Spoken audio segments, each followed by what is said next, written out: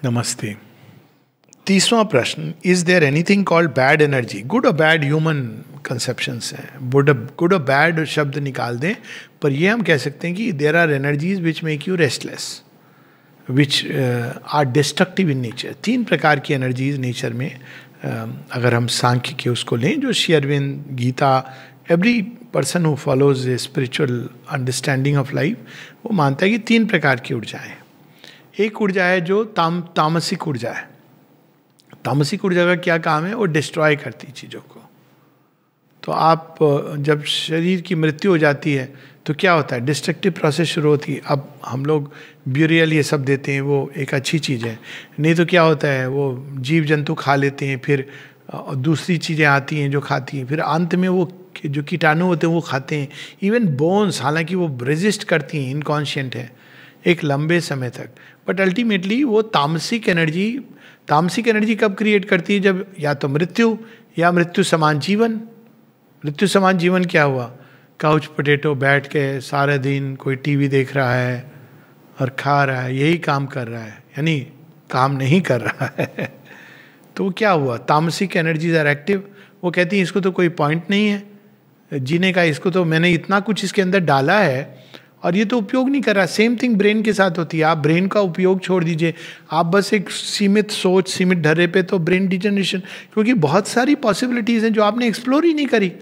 Same with heart के अंदर अद्भुत पॉसिबिलिटीज़ हैं, लेकिन आपने कभी एक्सरसाइज नहीं की, वॉकिंग नहीं कर रहे हो। मिनिमम रनिंग छोड़ दीजिए, वॉकिंग आधा घंटा 45 मिनट जो भी डेली नहीं कर रहे हो, तो धीरे धीरे हार्ट की क्षमताएँ कम होने लगती है। तो उसी प्रकार से ये आपकी यूटिलाइजेशन के ऊपर है कि आप उसको कैसे यूज करते हो। तो गुड और बैड नहीं, ये उनका अगर डिस्ट्रक्टिव प्रोसेस, इसीलिए जो तमोगुणी तामसिक एनर्जीज एक्ट क्या कहाँ करती हैं, वो डिस्ट्रक्टिव। तो आप जुए के अड्डे पर नॉर्मली तो वो चीज़ों को विघटन के लिए, जो संसार के बैलेंस के लिए जरूरी है। सब लोग अगर जीवित रहेंगे तो सृष्टि का संतुलन बिगड़ जाएगा। तो या तो ब्रह्मा जी को कहना पड़ेगा फुल स्टॉप। ब्रह्मा जी तो इटर्नली क्रिएट करते रहेंगे, जब तक प्रलय नहीं होगी तो प्रलय में वही एब्जॉर्ब हो जाते हैं, तब वो क्रिएशन बंद होता है। तो इटर्नली क्रिएट करेंगे तो शिव जी को भी एक्टिव होना पड़ेगा कि उसको एब्जॉर्ब करें जो तैयार नहीं है। तो तामसिक एनर्जीज हमको डल बनाती जाती है, मृत्यु की ओर ले जाती है। डल, इनकैपेसिटी टू फील। देखा है ना, जब आदमी थका होता है उस समय उसको कुछ महसूस नहीं होता है, डिप्रेशन, तो वो फिर उस समय तमोगुणी ऊर्जा के प्रभाव में है। उस समय उसको वायलेंट सेंसेशन से ही वो जागता है। उस प्रकार की चीजें, which is not the correct way. Drinks, ये सब तमोगुणी प्रधान एनर्जी। दूसरी प्रकार की एनर्जी होती है रजोगुणी एनर्जी। रजोगुणी एनर्जी आपको, अब कोई पूछे तमोगुणी गुड और बैड है, डिपेंड करता है। तमोगुणी एनर्जी का भी रोल है। आप रेस्ट लेते हैं, स्लीप में जाते हैं, तो आप तमोगुण में प्रवेश करते हैं। वो रिस्टोर कर देता है आपको अंत में, क्योंकि आपके अंदर से वो, आपने देखा है कि सुबह जब उठते हैं तो क्या होता है, मल मूत्र विसर्जन, पसीना, सब स्नान करने की। क्यों? आपके शरीर में ऐसी प्रोसेसेस हुई हैं कि waste products have been brought out. तमोगुणी ऊर्जा ये करती है, डिस्ट्रॉय करके जो चीज़ें आवश्यक नहीं है वो निकाल देती है। तब आप फ्रेश हो जाते हैं। अब क्या होता है, अब रजोगुणी प्रकृति एक्ट कर रही है, नई चीज़ें, नई सेल्स क्रिएट कर रही है। जब हम स्नान करते तो पुराने उसको वॉश कर देते हैं ना, अच्छे से तौलिए से रगड़ के या सिंपल बाथ के थ्रू। तो दैट इज अ प्रोसेस। सो रजोगुणी ऊर्जा आपको एक्टिव करती हैं, एक्टिवेट करती हैं। अगेन गुड है बैड है, डिपेंड करता है। आप उसको अगर आसुरी प्रवृत्ति से यूज करेंगे तो बैड हो गई या नेगेटिव हो गई, वो आपके पतन की ओर ले जाती है। गुड और बैड का क्राइटेरिया केवल ये है, जो आपको ऊपर उठा रही है वो गुड है, जो आपको नीचे गिरा रही है वो बैड है। लेकिन उसमें भी एक आगे की सोच है या अनुभव है। आगे का अनुभव ये है नेक्स्ट लेवल का, कि आज जो गुड है नॉट नेसेसरली कि वो नेक्स्ट डे गुड हो। आज आप एक काम, जैसे क्लास पढ़ रहे हैं, 11वीं क्लास आपने पढ़ी, 12वीं, फिर आपने ग्रेजुएशन किया, अच्छा हो ना, आपने प्रगति की। उसके बाद आपने जॉब शुरू कर दिया। आपको ये लग रहा है कि जो मैंने ग्रेजुएशन में पढ़ा था वही अल्टीमेट ज्ञान है, सीकिंग खत्म हो गई। तो गुड है बैड है? वही चीज जो अच्छी थी आपके लिए एक समय पर, वो आपके लिए हानिकारक हो गई।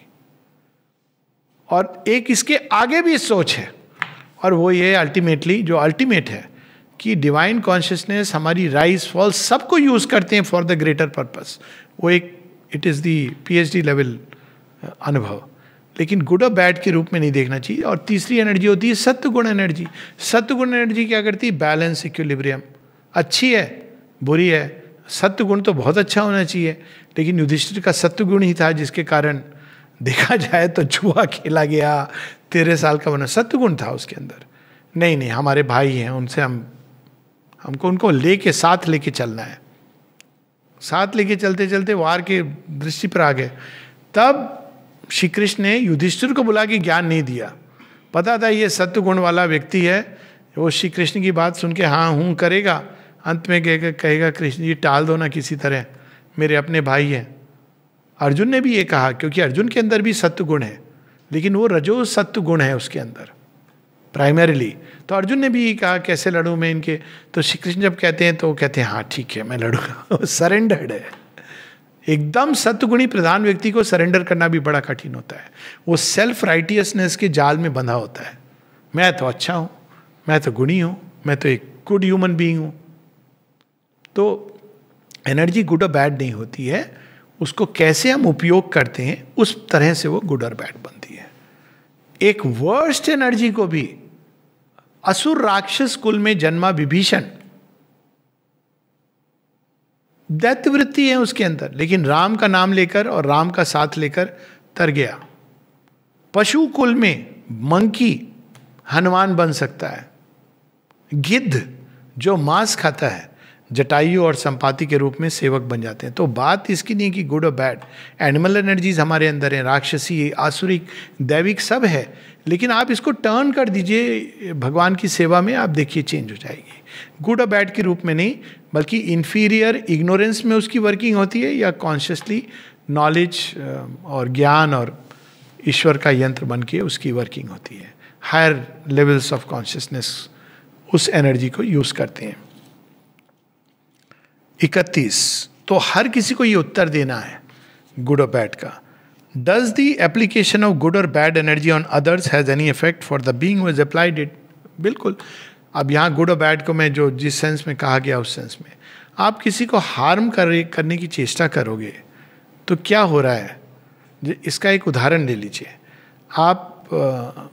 आपने देखा है ना कि वो आप किसी के ऊपर कीचड़ फेंक रहे हो, तो पहला स्टेप क्या है कीचड़ फेंकने का?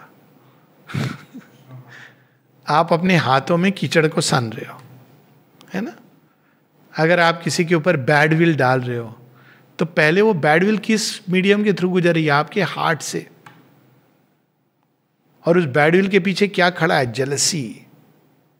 तो क्या होगी? ये चीजें दृढ़ होने लगेंगी हमारे अंदर. जब ये चीजें दृढ़ होने लगेंगी हमारे अंदर, तो हम वेल्ड हो जाएंगे डिवाइन से. इससे बड़ा इंसान का नुकसान क्या हो सकता है कि वो महिमा में परम पिता परमेश्वर वो हमारे अंदर हैं, जगत जननी माँ हमारे अंदर है, वेल हो जाती हैं. क्यों? हम अपने स्वार्थ में एक्ट करते हैं.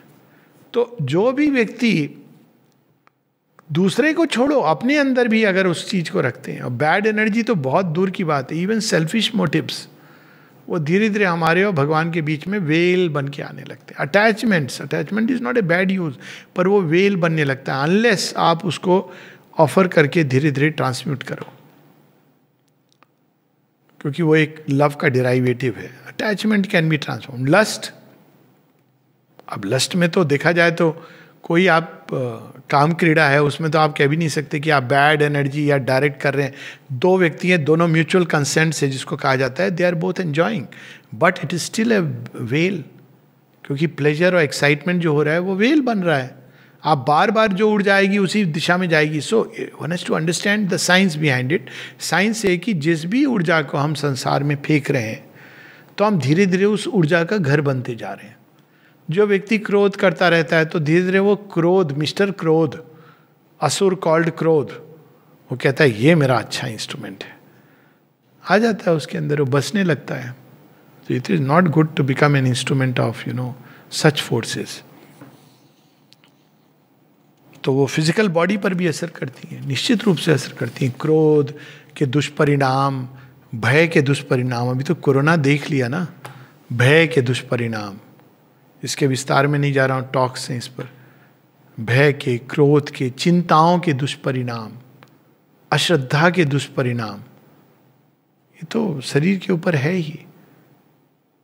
वही अगर फीलिंग्स हमारी वास्ट हैं, ब्यूटीफुल हैं, थॉट्स हमारे सुंदर हैं, तो it will be very beautiful the whole thing. 33वां प्रश्न, sometimes after a little work we feel short of energy, and sometimes even after a full day's work we do not feel tired, we feel happy. What is the reason? कई कारण हैं इसमें, पर number 1 अगर पूछें तो attitude है। किसी एक छोटी सी कहानी है, कई कारण है, लेकिन it's not only about attitude, पर एटीट्यूड एक बहुत बड़ी चीज़ है। और उसका एक स्टोरी है छोटी सी। जिस भी कारण से आप टायर्ड हैं, एटीट्यूड के द्वारा आप चेंज कर सकते हैं। Let me put it like that, कि 3 व्यक्ति पत्थर तोड़ रहे थे। एक से पूछा कि भैया क्या कर रहे हो? अरे देखो क्या कर रहा हूँ मैं, देख नहीं रहे हो पत्थर तोड़ रहा हूँ, अंधे हो क्या? गुस्से में। फिर वो बेचारा थका हारा व्यक्ति पत्थर तोड़ने लगा। उसी जगह एक दूसरा व्यक्ति भी पत्थर तोड़ रहा, उसी खदान में। कहा भैया क्या कर रहे हो?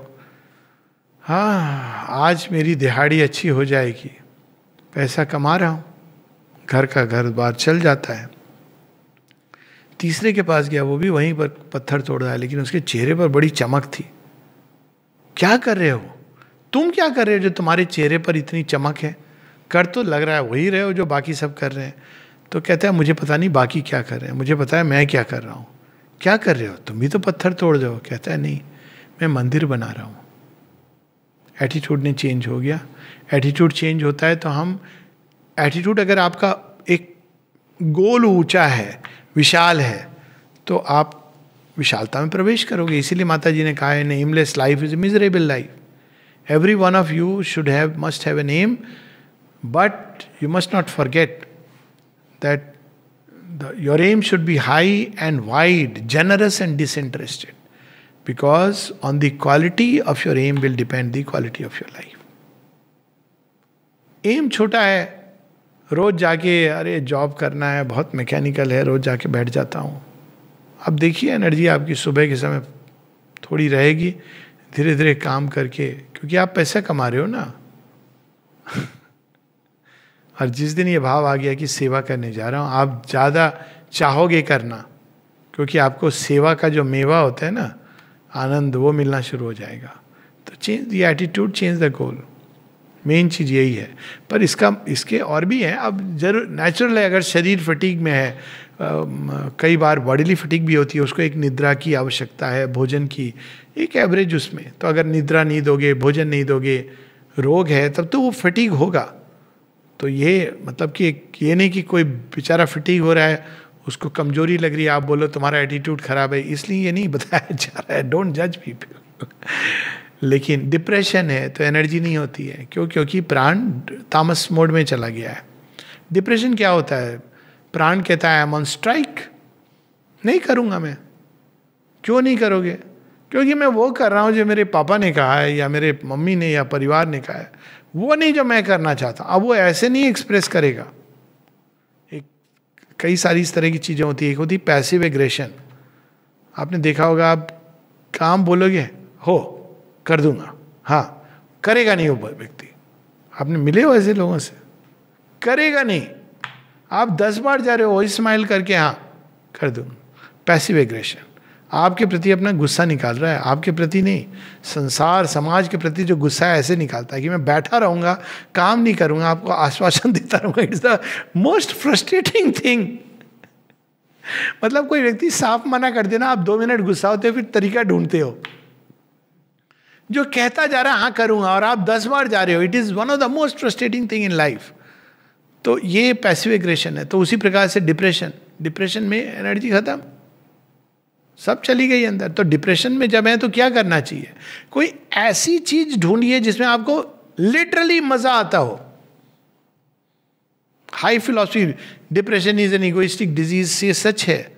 आप एक डिप्रेस व्यक्ति को बोलेंगे ना you are in a state of acute ego, वो जाके ना ही विल प्रॉब्ली कमिट सुसाइड, क्योंकि आपने उसको ऑलरेडी, वो अपने भाव से ग्रसित है कि मैं तो बहुत गिरा गया गुजरा हूँ, आपने उसके ऊपर एक और लेबल लगा दिया। तो जो दिव्य वाणी है उसको सही ढंग से उपयोग करना चाहिए। बिकॉज मैंने ये देखा है, माता जी ने लिखा है, it is a state of acute egoism. माँ ने एक उसकी व्यापक अंडरस्टैंडिंग है और हम सबके लिए हैं, लेकिन आप किसी ऐसे व्यक्ति को जिसको इसका कुछ पता नहीं है, डिप्रेशन, तुम ईगोइज्म के कारण, अब वो बेचारा ऐसे ही डिप्रेस्ड है, आपने उसको एक और कह दिया ईगोइज्म के कारण हो, तो वो कहता है मेरा तो कोई होप ही नहीं है, होपलेस स्टेट में। तो उस समय उसको क्या बताना चाहिए, तुम्हें किस चीज़ में मजा आता है? हाँ आइसक्रीम अच्छी लगती है, जा जाके आइसक्रीम खा, गो डू विंडो शॉपिंग, टहल किया बाहर, जा पार्क में घूम किया। बिस्तर में बैठा रहेगा तो डिप्रेशन ज़्यादा आएगा, क्योंकि ऊर्जा को आपको कोई गोल देना है। ऊर्जा के पास कुछ है ही नहीं गोल, गोललेस, एमलेस। जो गोल था वो ब्लॉक हो गया, तो आपने अपने आप को पूरी तरह बंद कर दिया। Give it a goal, start with temporary goal, don't give a goal कि अच्छा तुमको माउंट एवरेस्ट से गिरा है, नहीं तू उठ माउंट एवरेस्ट चढ़ फिर से। Please, life is not like that. Mount Everest से वो गिर करके बेस कैंप में आ गया है और भी नीचे नैनीताल में खड़ा हुआ है। आप उसको फिर से माउंट एवरेस्ट नहीं बताइए, आप बोलिए कि नैनीताल 6000 फीट पे, बेटा तू 8000 पे चढ़ के चल, या थोड़ा देर नैनीताल की चक्कर लगा, तल्ला रामगढ़ घूम किया। आप give the energy some cause for coming out. Cow hugging, having a pet, plant, ये सब तरीके हैं ऊर्जा को बाहर लाने के। Depression is one of the very common cause of fatigue, लेकिन वो क्रॉनिक फटीग, या किसी किसी दिन व्यक्ति होता है डिप्रेस्ड, कुछ हो गया, कुछ लोग बड़े प्रोन होते हैं, किसी ने कुछ कह दिया, डिप्रेस्ड हो गए। अरे वो रोज कह रहा है, उसकी आदत है। घर में जिसको जो डिप्रेस्ड होते हैं उनके लिए मैं एक समाधान बताता हूँ। रोज यदि आपका झगड़ा होता है अपने पार्टनर से, डिप्रेस्ड मत होइए, आपको तब समझना चाहिए कि भाई अब वो प्रकृति है, इसमें क्या प्रॉब्लम है। If you can help help, otherwise accept it. Acceptance हो जाएगी कि भाई वो अपनी प्रकृति से सीमित है, व्यक्ति बुरा नहीं है, आपका हित नहीं चाहता है, लेकिन अब है, उसकी एनर्जी सीमित है, तो आपके अंदर एक उदार भाव आएगा, एक हेल्प करने का भी भाव आ सकता है, and then you will see कि एनर्जी ओपन्स आउट। लेकिन आप ये कि वो देखो, वो कहते हैं ना 20 साल हो गए, इन्होंने एक दिन भी मेरी उसको रिकॉग्नाइज नहीं किया, तो ठीक है, अब नहीं किया ना, वो नहीं करेंगे। अब आप जान गए इस सत्य को, तो आप क्यों नहीं किया? It's a fact. Now you find ways and means to engage yourself. That's the way of life. I mean, move forward, move ahead. अब ये जो 34वां प्रश्न है, इज मंत्रा ए पावर, इसको अभी नहीं लेंगे, ये एक स्पेशल प्रश्न है, उसके बाद वाला ले लेता हूं। How vital energy, mental energy and spiritual energy affect us, इसकी बात हो गई है। वाइटल एनर्जी हमको बस एक ऊर्जा, वाइटल एनर्जी क्या करती है? इसका काम है टू मेक अस मूव, गतिशील और एक्सपेंशन। वाइटल एनर्जी के दो मेन चीजें होती हैं, लेकिन दिशा नहीं देती है। आप लेटे हो, वाइटल एनर्जी, चलो दोस्त चलो घूमने चलते हैं, खाना खाएंगे बाहर, वाइटल एनर्जी ने क्या किया? उठा दिया आपको। कहाँ जाएंगे खाना खाने, क्या खाएंगे, ये वाइटल एनर्जी अगर डिसाइड करने लगी तो आप नीचे जाएंगे। उस समय मेंटल एनर्जी आती है, क्या खाओगे, कहाँ जाओगे, सही जगह है नहीं है, किसके साथ जा रहे हो। तो माइंड क्या करना चाहिए? जब कोई बोले चलो दोस्त खाना खाने, ये प्रश्न करिए, मेंटल एनर्जी का ये काम है। वाइटल एनर्जी तो आ गई, चलो खाने चलते हैं, लेकिन डायरेक्ट कौन करेगा? माइंड। पर माइंड के अंदर ही अगर लाइट नहीं है तो माइंड क्या करेगा? जस्टिफाई करेगा। हाँ, वो रेस्टोरेंट में बड़ा अच्छा खाना मिलता है, अच्छा उच्चा कुछ नहीं मिलता है, लेकिन आपको बड़ा मजा आ रहा है उसमें खाने में। वंस इन ये कहने का अर्थ ही नहीं कि don't go out and don't turn it into rules of life. Life को रूल बुक से नहीं लीड करते, लेकिन अगर माइंड के अंदर प्रकाश ही नहीं है, कोई भी आपको कहीं भी बुला रहा है, आप अरे हमारा दोस्त है। दोस्ती में जितना लोगों का पतन हुआ है ना, it is one of the, like इस पर एक किताबें लिखी जा सकती हैं, from Karna to every other person in this world. दोस्ती के कारण पतन हुआ, क्योंकि फ्रेंड ऐसे थे। और माइंड, अरे फ्रेंडशिप अच्छी बात है, माइंड के अंदर लाइट ही नहीं है। अब माइंड की लाइट क्या कहती है? आप किसी को अगर कंटेजियस डिजीज है, तब देखिए कोरोना हो गया, दोस्त को कितने लोग हैं जो वहाँ पर जाके दोस्त की सेवा करते हैं? सब नहीं है, तो बड़ी हाईली इन्फेक्शियस है। तो यही चीज साइकोलॉजिकल लेवल पर भी है। कोई भी व्यक्ति, कहीं भी मैं जा रहा हूँ उसके साथ, तो बड़ी भयानक चीज है। एक again I am not meaning कोई विशेष वर्ग, एक मुस्लिम फैमिली होती थी, कहते थे हमारे यहाँ तो ये रिवाज है कि हम दस्तरखान पे बैठ के सब लोग एक ही थाली में रख के खाते हैं। तो देखने कितना अच्छा लगता है, इक्वालिटी, समता। मैंने कहा ये तो बड़ी खिचड़ी बनाते हो आप, केवल खाने की नहीं आपस की भी, सब एक जैसे बन जाएंगे। See this is the logic, सब एक जैसे बन जाएंगे, सबकी सोच एक जैसी होने लगेगी। एक के अंदर अगर कातिलाना भाव आ गया तो बाकी के अंदर भी जाएगा। It is so such a foolish thing, you don't have to do this to prove a point. कि हम एक साथ बैठ के एक थाली में भोजन करते हैं 25 लोग, तो ये आप क्या कर रहे हो? You don't have to prove. The spirit of equality is nothing to do with that. फिर वो जो बाकी आपने एक्सक्लूड किए, व्हाट अबाउट देम? क्या आप उनको भी बुला करके भोजन कराओगे? तो this kind of attitude, mentality, मतलब ये अज्ञान है। तो स्पिरिचुअल एनर्जी क्या करती है? वो माइंड को इल्यूमिन करती है, तब हो गया सारा। मटेरियल एनर्जी मैकेनिकल काम करती है। वाइटल एनर्जी, उसके अंदर उत्साह लाती है, आगे बढ़ो, move forward, move upward, move downwards, move, और एक्सपेंशन, परिवार, परिवार के बाद बच्चे, एम्बिशन, ये सब वाइटल एनर्जी करती है। मेंटल एनर्जी प्रश्न करके दिशा देने का काम करती है, किधर जाना है, कैसे जाना है, चॉइसेस, मेंटल एनर्जी। लेकिन माइंड को लाइट कौन देगा जिससे वो चूज करे? वो स्पिरिचुअल एनर्जी का काम है। This is how the whole. ये प्रश्न है, does the use of modern energy make us lazy? मुझे पता नहीं कि मॉडर्न एनर्जी, शायद आप टेक्नोलॉजी की बात कर रहे हैं लोग। हाँ, निश्चित रूप से इसके बारे में कहा गया है कि each technology, new technology is a kind of biological amputation, और कुछ हद तक उसमें सच है। लेकिन इसका जो क्यों ये अलाउ की गई? क्योंकि मन जो है, मानव मन, वो एक द्रुत गति से इवॉल्व कर रहा है। तो इस कारण हम देखते हैं कि ये बहुत माइंड सेंट्रिक सिविलाइजेशन हो गया है। तो खूब माइंड जितनी भी कल्पना कर सकता है या कल्पना के परे उन सब चीज़ों को पकड़ रहा है और मैनिफेस्ट करना चाह रहा है। तो ये एक फेज़ है जिसके थ्रू मनुष्य को जाना है। और वैसे दूसरी चीज़ ये है कि कोई भी चीज़, अब माँ का प्यार हमें लेजी कर सकता है, तो क्या माँ का प्यार नहीं होना चाहिए? ये तो हर चीज़ को मेजर, बैलेंस। असल चीज़ यही है कि अंत में हमको संयम स्वयं करना है, कोई दूसरा की टेक्नोलॉजी नहीं रहे। कुछ लोग ऐसे हैं जो कहते नहीं वो पुराने वाले दिन थे, तो उसका तो परिणाम ये है कि फिर हम केरोसिन लैंप में पड़ें, आँखों को खराब करें। तो ऐसा नहीं है। दोनों चीज़ अल्टीमेटली मनुष्य कैसे यूज़ करेगा। और ये इसलिए ज़रूरी ये नहीं है कि टेक्नोलॉजी बंद करो, वो तो आएगी और अच्छा भी है उसका बहुत कुछ। लेकिन ज़रूरी है कि मनुष्य के अंदर विवेक को जागृत करो और आत्मसंयम, जिससे कि वो उसका उपयोग कर सके। बस इतना ही आवश्यक है। Is the amount of energy different at different places like a temple और ए बाजार? कहते हैं अमाउंट से ज़्यादा क्वालिटी जो एनर्जी की है निश्चित रूप से भिन्न होती है। इसके लिए तो वैसे इसकी वैज्ञानिक स्टडीज़ भी हुई हैं, लोगों ने करी हैं। एक विशेष प्रकार की फोटोग्राफी भी होती है, मेजर भी करते हैं एनर्जी डाउजिंग वगैरह। लेकिन उसको अगर हम ना भी करें, खुद ही महसूस होता है। कोई भी सेंसिटिव व्यक्ति है, बाज़ार जाके आता है तो थोड़ी थकान जैसी होती है, चाहे उसने कुछ ख़रीदा ना हो, कुछ ना किया हो। और वही अगर एक, अब टेम्पल बड़ा वेग वर्ड है क्योंकि कई सारे टेम्पल भी बाज़ार बन गए हैं। तो लेकिन ऐसी जगह हैं जहाँ पर हो के हम आते हैं, नेचर की बात करें हम लोग, जहाँ मनुष्य का इंटरवेंशन नहीं है। प्रॉब्लम है कि जहाँ मनुष्य चला गया है, वो चाहे टेम्पल हो बाज़ार हो, वो उसने एक कर दिया है। कुछ समय जाता है और फिर वो एक कर देता है। तो लेकिन ऐसी जगह, स्पॉट्स हैं जहाँ पे व्यक्ति आता है तो बहुत पीसफुल, काम, एनर्जेटिक, ऊर्जावान होकर लौटता है।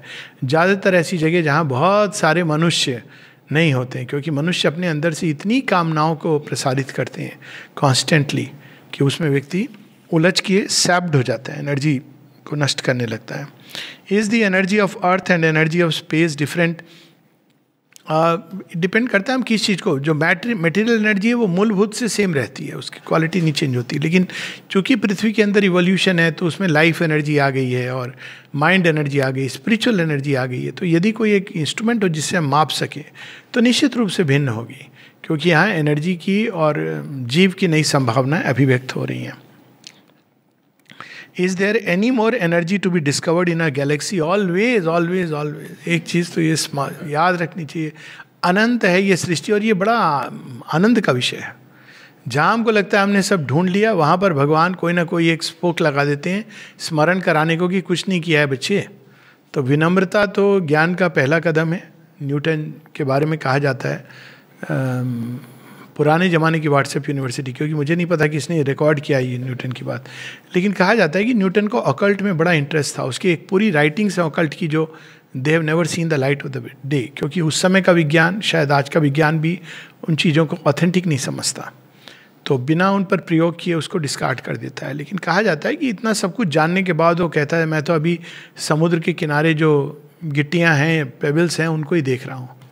तो असल समुद्र में तो मैं उतरा नहीं हूँ।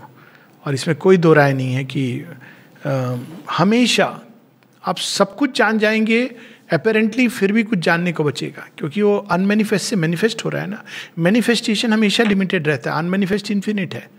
इवन जब मैनिफेस्टेशन इन्फिनिटी में पहुंच जाएगा, टच करने लगेगा, still it will be the same problem, because वो अनंत है, नई संभावनाएं प्रकट होगी और इससे हमें आनंदित होना चाहिए। Can we destroy the energy? No, you can't destroy anything actually. सच तो ये you can only change its form, change its from one to another, you can absorb it back into the source. पर संसार में कोई भी चीज़ destroy नहीं हो सकती, उसको उसके स्थान पे डाला जा सकता है, उसमें आप रूपांतरण ला सकते हैं, बदलाव ला सकते हैं। पर डिस्ट्रॉय का जो कंसेप्ट है, क्योंकि वो एक टोटैलिटी है, और डिस्ट्रॉय जिसको हम कहते हैं, जैसा बृहदारण्यक उपनिषद बताती है, तो वो क्या होता है कि वो चीज़ें जो अभी प्रकाश में थी वो अब अंधकार में चली गई, they have just gone into the unmanifest, that's all, या अवचेतन में चली गई। डिस्ट्रॉय कुछ नहीं होता, आपको उसको रूपांतरित करना ही है अगर आप चाहते हैं एक परमानेंट सॉल्यूशन। और इसीलिए महर्षि अरविंद ने इस बार ट्रांसफॉर्मेशन योग को लिया है, क्योंकि सबकॉन्शियस में चीज़ें रहती हैं जब तक हम उसको रूपांतरित नहीं कर देते। Why is energy needed for everything? Obvious है, बिना मैटर है, फॉर्म है, तो फॉर्म को गतिशील करने के लिए, जीवंत करने के लिए ऊर्जा चाहिए, और ऊर्जा को दिशा देने के लिए मन चाहिए, और मन को प्रकाशित करने के लिए आध्यात्मिक प्रकाश चाहिए। तो this is the process, elsewhere we have spoken about it. Do we need any medium to use energy? Yes, I mean depends on the type of energy. Mediums हम बना सकते हैं। अब सोलर पैनल्स हैं, वो सौर ऊर्जा को, हमारा ब्रेन है वो अलग प्रकार की मानसिक ऊर्जा को पकड़ता है। अभी ब्रेन में ऐसे फॉर एग्जांपल चैनल्स नहीं बने हैं कि वो उच्च चेतना की ऊर्जा को संभाल सकें। एक श्री अरविंद सावित्री में लाइन आती है ना, जब लास्ट में बुक 11 में, it has no centre in the human mind, तो सुपर माइंड की बात करते हैं। तो पहले उसको सेंटर को क्रिएट करना है, इसीलिए सबसे पहले प्रकाश मन में उतरता है, और अगर मन तैयार नहीं तो टूट जाता है कई बार। इसीलिए मन को विशाल, रिजुता लाना, सपिलनेस, इक्वानिमिटी, माइंड का वास्टनेस, ये सब इसी की प्रोसेस है। क्योंकि नहीं तो हमारा वही हाल होगा जो याज्ञवल्क्य ने गार्गी से कहा कि गार्गी और एक प्रश्न करोगी तो तुम्हारा सिर 1000 टुकड़ों में बढ़ जाएगा। पर ऐसा सदैव के लिए नहीं होना चाहिए। Human mind must be able to, the divine will always remain much much beyond, पर वो जो रेज उतरती हैं उनको रिसीव करके उसको एक्सप्रेस करना, ये मानव मन को अल्टीमेटली एट सम पॉइंट उस दिशा में इवॉल्व करना पड़ेगा। और यही तो Shri Aurobindo, the golden light came down into my brain, the grey room cells of my mind sun touched became a bright reply to wisdom's occult plane, a calm illumination and a flame. तो अभी sales बने नहीं है लेकिन बन रहे हैं। न्यूरोफिजियोलॉजिस्ट कहते हैं कि ब्रेन का विकास चलता जा रहा है।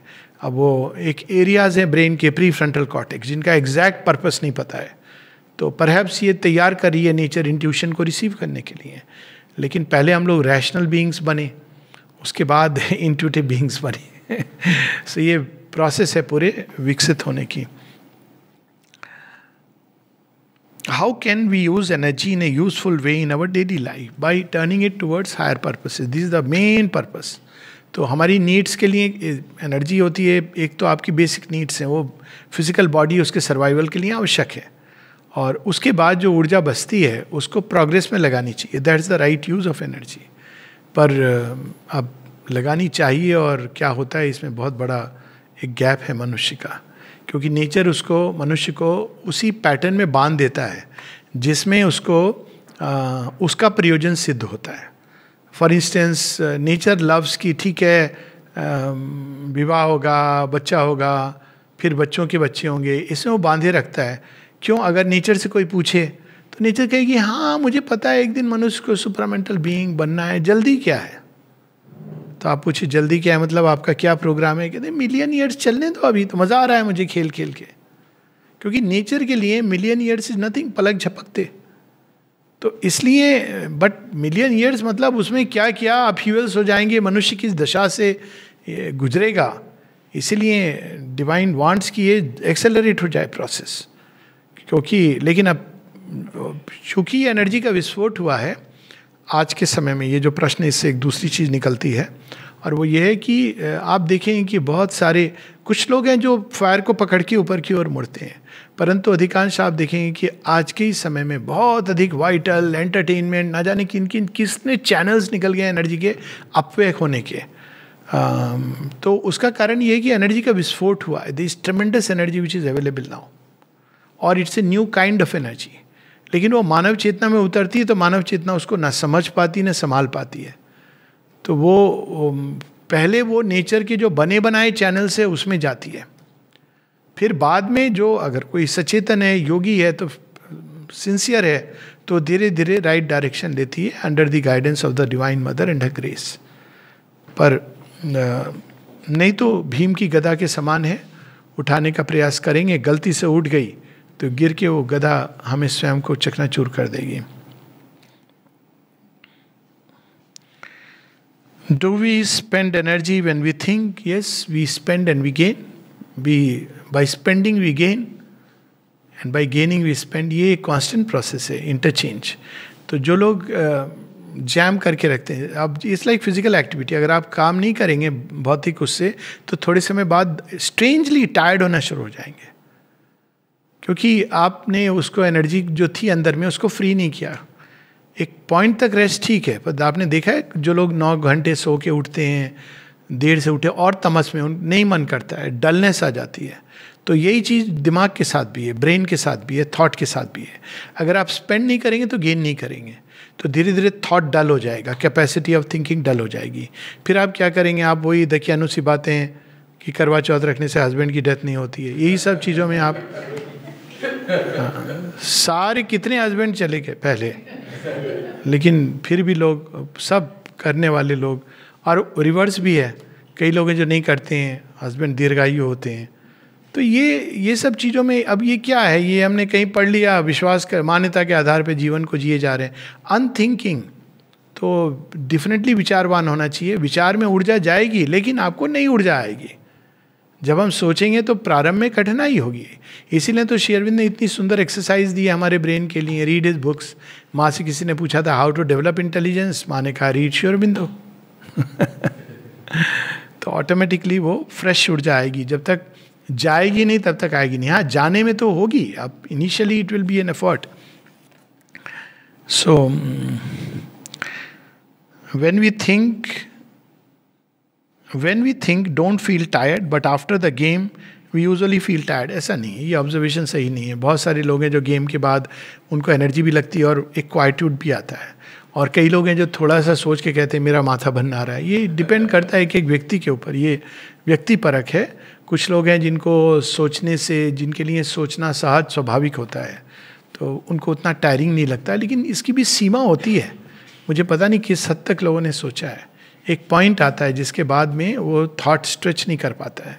तो ऐसा कोई नियम नहीं है कि गेम के बाद tiredness. On the contrary there are many people, आपने देखा होगा क्रिकेट मैच के पहले, अभी क्रिकेट मैच आज होने वाला है, कई लोग नेट प्रैक्टिस करते हैं। कुछ लोग नेट प्रैक्टिस नहीं करेंगे, फुटबॉल खेलेंगे या कुछ और करेंगे। आप बताइए क्यों करते हैं? देखा जाए तो वो तो अपनी एनर्जी को डिप कर रहे हैं, अगर इस लॉजिक को देखा जाए, but it actually energizes your body.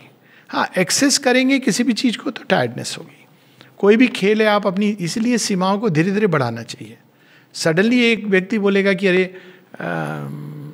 Dara Singh भी मनुष्य है, हम भी मनुष्य हैं, तो हम 10 दिन के अंदर गामा पहलवान को फेंक देंगे, तो फिर बैलेंस होना चाहिए जीवन में। Purnima and Amavasya, how do they affect our energy? हर चीज़ का सृष्टि में एक दूसरे से कनेक्टेड है। इस पर वैसे स्टडीज़ भी हैं पूर्णिमा पर कि लोग पागल होते हैं कि नहीं, मन विचलित होता है कि नहीं। स्टडीज़ भी हैं, उनके रिफ्यूटेशंस भी हैं। मेरी अपनी ऑब्जर्वेशन है कि प्रभाव पड़ता है। ये मेरी अपनी ऑब्जर्वेशन है, जो मैंने अमावस्या का तो उतना मैंने नहीं देखा है, लेकिन पूर्णिमा का प्रभाव पड़ता है कहीं ना कहीं, क्योंकि अब इसको लॉजिकली इस तरह समझा जाता है कि अब जो पूर्णिमा का चांद समुद्र को अपनी ओर उछालता है, तो अगर ह्यूमन बॉडी में देखें तो 75% to 80% इज वाटर। तो हर चीज़ के ऊपर उसका असर तो पड़ता ही है। इनफैक्ट पूरे तारों का, नक्षत्रों का कहीं ना कहीं असर पड़ता है, लेकिन उसको एब्सोल्यूट उसमें नहीं बदल देना चाहिए कि जैसे पिक्चर बन गई पूनम की रात तो उसमें वो पागल होकर घूम रही, ऐसा नहीं है। एक सम असर होता है। कुछ लोग ऐसे होते हैं जिनके लिए रोज ही होती है पूनम की रात, कुछ के लिए रोज अमावस्या होती है। पर ये सच है कि मौसम का फ़र्क, कई लोग हैं जो आप देखेंगे जब क्लाउड्स होते हैं लो, तो उनके अंदर भी एक लोली फीलिंग आती है। रेन्स के बाद एक फ्रेशनेस फील होती है, ऐसा है। कई बार जब डैम्प होता है वेदर, तो एक अंदर में भी एक डिप होता है। तो मौसम का, ऋतुओं का, वातावरण का, हर चीज़ का, केवल बेचारे चांद को क्यों कोस रहे हैं? वो कहेगा ये अच्छी बात है, मैं तो महीने में 2 बार ऐसे करता हूँ, और बाकी सूरज को, तारों को, इनको कोई नहीं कहता। हमारे नज़दीक है ना, हमारे मामा जी हैं, इसलिए धरती से निकला है। चांद की एक और दूसरी समस्या है, चंद्रमा फिजिकली धरती के गर्भ से निकला है। तो कहते हैं कि वो, मतलब फिजिकली मैं बता रहा हूँ, तो कहते हैं कि वो एक सटल अम्बाइलिकल कॉर्ड जुड़ी रहती है। तो चांद की उथल पुथल हम पर भी उथल पुथल करती है। क्या पता लूनर स्टॉर्म्स का भी असर पड़ता हो, जो हम नहीं जानते। स्टॉर्म्स बोल के लूनर में नहीं आता है, पर डेफिनेटली उसकी गति के कारण कोई ना कोई हलचल, प्रकंपन कहीं ना कहीं उसके अंदर होती है, तो उसका असर पड़ता होगा। अब मून का जो हिडन साइड है, उस पर लैंडिंग क्यों नहीं कर पाती? इसी कारण नहीं लैंड कर पाते हैं। It's difficult to land, it is so. इन चीज़ों का असर निश्चित रूप से पड़ता होगा, लेकिन किस हद तक, कितना, ultimately human consciousness is much greater. Nowadays from waste electricity is created, बहुत अच्छी बात है। Like this can any energy be created from a wasted thoughts. सच तो ये है कि अगर हम लार्जर पर्सपेक्टिव, लार्जेस्ट पर्सपेक्टिव देखें नेचर का, तो this is nothing like waste. Waste एक कंसेप्ट है जो गुड और बैड की तरह डिपेंड करता है कि आप किस चीज़ के संबंध में कह रहे हैं। ह्यूमन बींग्स, हमारा वेस्ट होता है, थॉट को छोड़ दीजिए, फिजिकली वो मैन्योर बन के धरती के अंदर जाता है। आप उसको, हम वेस्ट कहते हैं नेचुरली, और वेस्ट मैनेजमेंट का। तो कोई भी चीज़ वास्तव में, अब लोग कहते हैं कि ये प्लास्टिक वगैरह तो वेस्ट है ही, जा रहे हैं, वो तो खराब कर रहे हैं। यू नो, इवन दैट, जो आई एम नॉट एडवोकेटिंग कि आप प्लैनेट की फिक्र नहीं करो, पर लार्जर पर्सपेक्टिव हमेशा होना चाहिए। जैसे अल्ट्रावायलेट लेयर है, ओजोन लेयर, तो वो टूट रहा है। क्यों? क्योंकि कार्बन प्रिंट्स बढ़ रहे हैं, और अर्थ की ग्लोबल वार्मिंग जिसकी बात हो रही है, समुद्र के वो तले राइज कर रहे हैं, और अल्ट्रावायलेट रेज आ रही हैं। तो एक दृष्टि से देखा जाए तो मानव अपने आप को डिस्ट्रॉय कर रहा है, लेकिन दूसरी दृष्टि से क्या पता मानव चैलेंज हो रहा है अपने अंदर से एक न्यू बीइंग को क्रिएट करने के लिए। तो waste is a human concept. Waste नहीं करना चाहिए, इसमें कोई दो राय नहीं है, क्योंकि इंडिविजुअली, जैसे गुड और बैड, एक स्टेट है जहाँ पे कोई गुड और बैड नहीं है, लार्जर स्टेट है। लेकिन अगर आप ऐसे बोलेंगे इंडिविजुअली कि नहीं गुड और बैड, तो नहीं है। हमने टॉक में सुना था, और किताब में भी लिखा है, गीता में भी ये लिखा है कि कोई किसी को मारता नहीं है और कोई मरता नहीं है। तो इसका अर्थ ये नहीं है कि हम तलवार निकाल के किसी को घोंप दे, कि गीता में लिखा है कि हमने नहीं मारा, हमारे हाथ का दोष है, और हाथ के पीछे तो सूक्ष्म शक्तियाँ कार्य कर रही हैं। It does not absolve us of our individuality, क्योंकि हमारे विकास का मार्ग इससे खुलता है कि हम क्या चयन करते हैं। लेकिन एक लार्जर पर्सपेक्टिव है जिसमें हम इन चीज़ों को इस तरह से देख सकते हैं और समझ सकते हैं। कहने का अर्थ ये कि हम कुछ भी कर लें, कितना भी, अंत में divine will fulfil his plan through everything, unfortunately sometimes through catastrophe and disaster. अब डायनासोर थे, उनको मारने के लिए भगवान ने क्या मास्टर प्लान बनाया था? वो रुद्र प्रकट हो गए, कहा कहिए क्या करूं? एक एस्टेरॉइड लेके धरती पर डाल दो, डाल दिया। केवल वो नहीं खत्म हुए, लगभग सारा जीवन समाप्त हो गया था पृथ्वी पर। ये जो ये सब दिखाते हैं ना वो पिक्चरों में, बड़ा हरा भरा जंगल जिसमें डायनासोर घूम रहे हैं, एवरीथिंग वैनिश्ड। लेकिन कुछ मिलियन या बिलियन ईयर्स के बाद में जब धरती में जीवन आया, तो मैनी साइडेड वेज में आया, एनरिच होके आया। तो लेकिन ओनली थिंग इज कि अब नेचर के लिए billion years is nothing, problem हम लोगों की है. तो we have to now be conscious and act according to that. In Corona period, many brothers and sisters are in a depressed state. How can they be able to recover from it? ये एक बड़ा व्यक्तिगत question है. और कोई भी मृत्यु किसी भी कारण से हो, अकाल मृत्यु से व्यक्ति को शोक होता है, ये एक नेचुरल चीज़ है. पर जब हम ये चीज़ मान लेते हैं कि जो 2-3 चीज़ें हमें स्मरण रखनी चाहिए. एक तो जो हो गया है हो गया है, आप उसको रिवर्स नहीं कर सकते. आपका कितना भी दुख पीड़ा कष्ट रोते रहेंगे आप जीवन भर, लेकिन you can not reverse it back. तो एक तो ये चीज़ को हमको स्मरण रखना चाहिए बड़े लॉजिकली. आप उसको नहीं बदल सकते हो, तो जब जिस चीज़ को हम बदल नहीं सकते तो नेक्स्ट हम क्या करें. दूसरा में ये स्मरण रखना चाहिए कि वो जो चला गया वो तो चला गया, लेकिन हमारे रोने से दुख से उसको पीड़ा हो रही है. तो we are not helping it journey any further. हम पीड़ा पहुँचा रहे हैं. तो कम से कम अब चला गया है तो हम उसको खुशी खुशी भेजें, खुशी खुशी जाने दें. तीसरा, हमें ये स्मरण रखना चाहिए जो चला गया है वो प्रगति कर रहा है. He is taking new body, new life and progressing. चौथा, हम जो पीछे हट गए बच गए. तो इसका तो मैं ये पूछता हूँ कई लोगों से, जैसे कई लोग हैं जो विवाह के बाद बड़े परेशान होते हैं. सभी लोग होंगे, पर मैं कहता हूँ कई लोग हैं. एक मतलब I don't want to overgeneralise. तो अब क्या होता है कि अब one of the things I ask कि बिफोर यू गॉट मैरिड आप सुखी थे कि नहीं थे. जैसे किसी के उदाहरण दे रहा हूँ, 19 साल की उम्र में शादी हुई, तो 19 साल के पहले आप जीवन में खुश थे कि नहीं. बिल्कुल थे. तो मैंने कहा कि आपने ये क्यों वो वापस उस स्टेट में क्यों नहीं होते हो. आपने ये कंडीशनिंग बना ली कि मेरे हस्बैंड होंगे तभी मैं खुशी रहूँगा, मेरी वाइफ ऐसी होगी तभी मैं खुशी रहूँगा. ये तो आपने कंडीशन किसी ने नहीं बनाई. आपने अपना माइंड को ऐसे ट्रेन कर दिया कि मेरा बच्चा ये करेगा तभी मैं खुश होऊंगा, मेरा बच्चा वैसा होगा. तो इसको आप डीकंडीशन करिए जब जीवन में कोई नहीं था. तो यहाँ पर हमको 2 सत्य साइमल्टेनियस स्मरण रखने हैं. एक तो ये फैक्ट है कि लाइफ में हम अकेले होते हैं, ये एक पहला फैक्ट है. दूसरा, लाइफ में सारा विश्व हमारे साथ होता है. ये दोनों फैक्ट है. और इसका मैं आपको प्रैक्टिकल उदाहरण दे सकता हूँ. कविता का एक्सीडेंट हुआ था, उसके सामने बड़ा भयानक एक्सीडेंट था. मतलब शी कुड हैव डाइड. वो आना था वो तो लेबोरेटरी टेस्ट के लिए. अब मैं फ़ोन कर रहा हूँ तो लग नहीं रहा. मैं तो ठीक है, she doesn't pick up the call, लेकिन कोई चीज़ अंदर में कह रही थी कुछ गड़बड़ है, कुछ गड़बड़ है. वरना लेट होना, कॉल पिकअप नहीं करना इज़ ए नॉर्मल थिंग. तो क्या हुआ था कि एक्सीडेंट होकर के ठीक टेनिस ग्राउंड के सामने she was on the scooter, वो हो गया. और ऑन द टारमेक फ्लाइट का या रोड. तो अब देखिए कैसे, अब ये चांस की बात है. कौन आया बचाने? कोई नहीं आया हम में से. जो रिलेटिव सबसे जिससे बात कर, एक ऑटो रिक्शा वाला आया.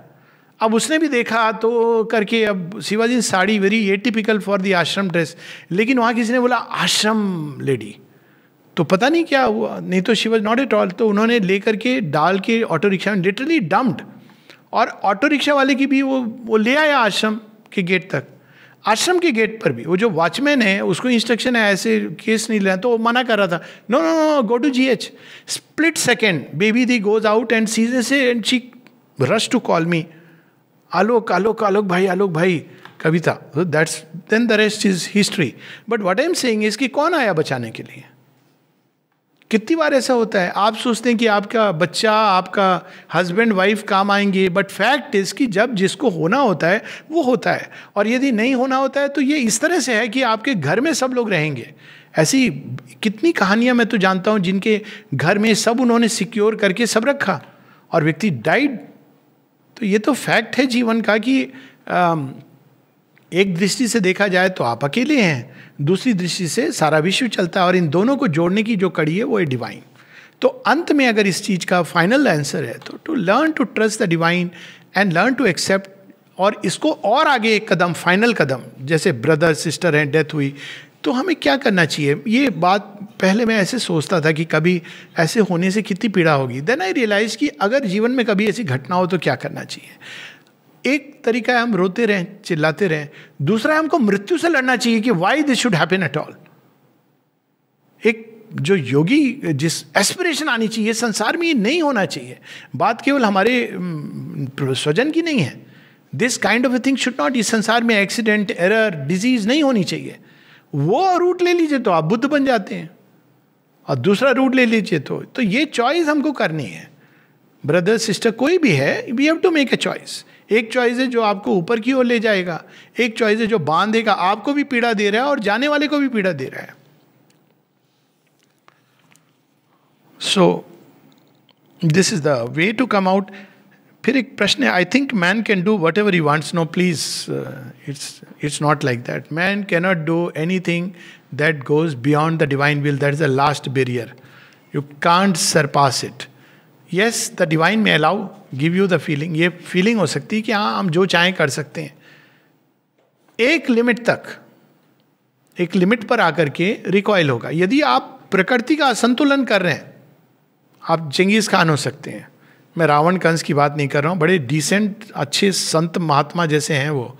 अगर आप चंगेज खान और हिटलर ये सब देखो तो लगता है तो बड़े हमारे, तो हम इनको ऐसे ही असुर राक्षस कहते हैं पूजा पाठ करने वाले पंडित, मतलब करते थे गड़बड़ तो, लेकिन ऐसी भयंकर जो हम देखते हैं जो वेस्टर्न वर्ल्ड और मंगोलिया में, तो वो तो कहीं दूर दूर तक वी कांट इमेजिन। वो फिल्म में आया था ना खिलजी, और देखिए कैसे भगवान का खेल देखिए। एक नंबर का जो भी आप एडजेक्टिव्स लगाने हैं, बदमाश व्यक्ति खिलजी, लेकिन उसके कारण मंगोल का इन्वेशन नहीं हुआ इंडिया में।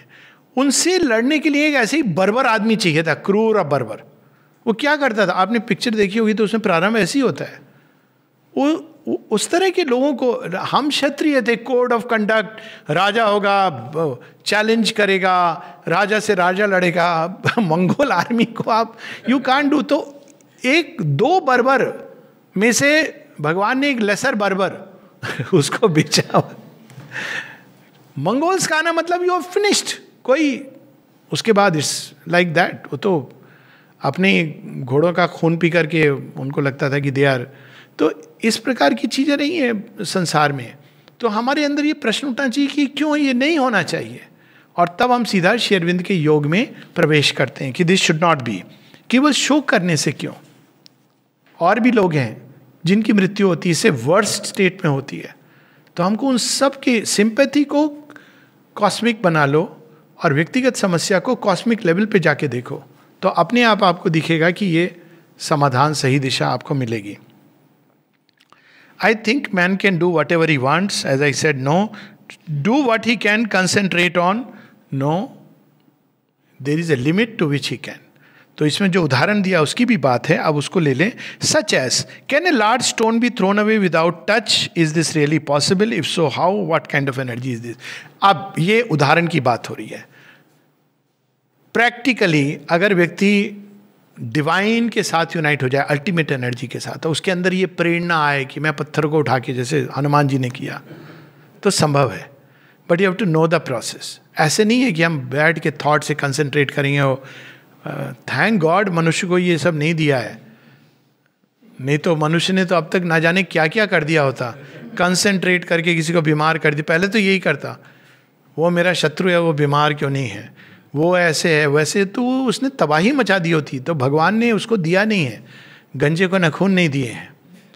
लेकिन जैसे जैसे हम डेवलप होते हैं, हमारी चेतना का विस्तार होता है, शक्तियाँ आती हैं।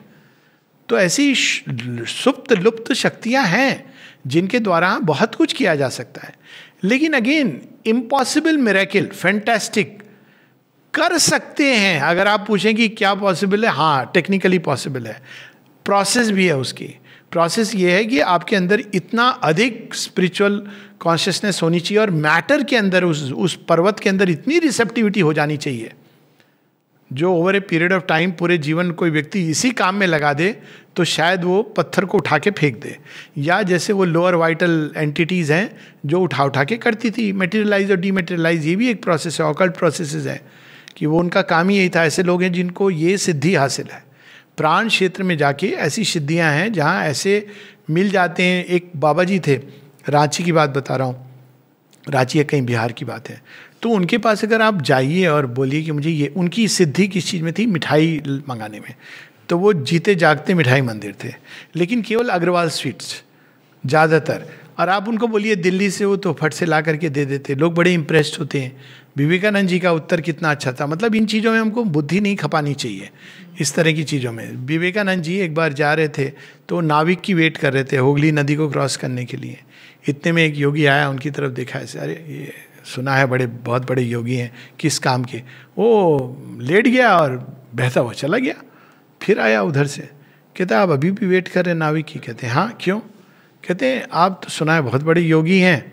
तो कहते हैं मुझे पता नहीं इसका, लोग कहते हैं, पर मैं तो आपके अंदर ये भी सिद्धि नहीं है कि आप पानी के ऊपर चल के जा सकें।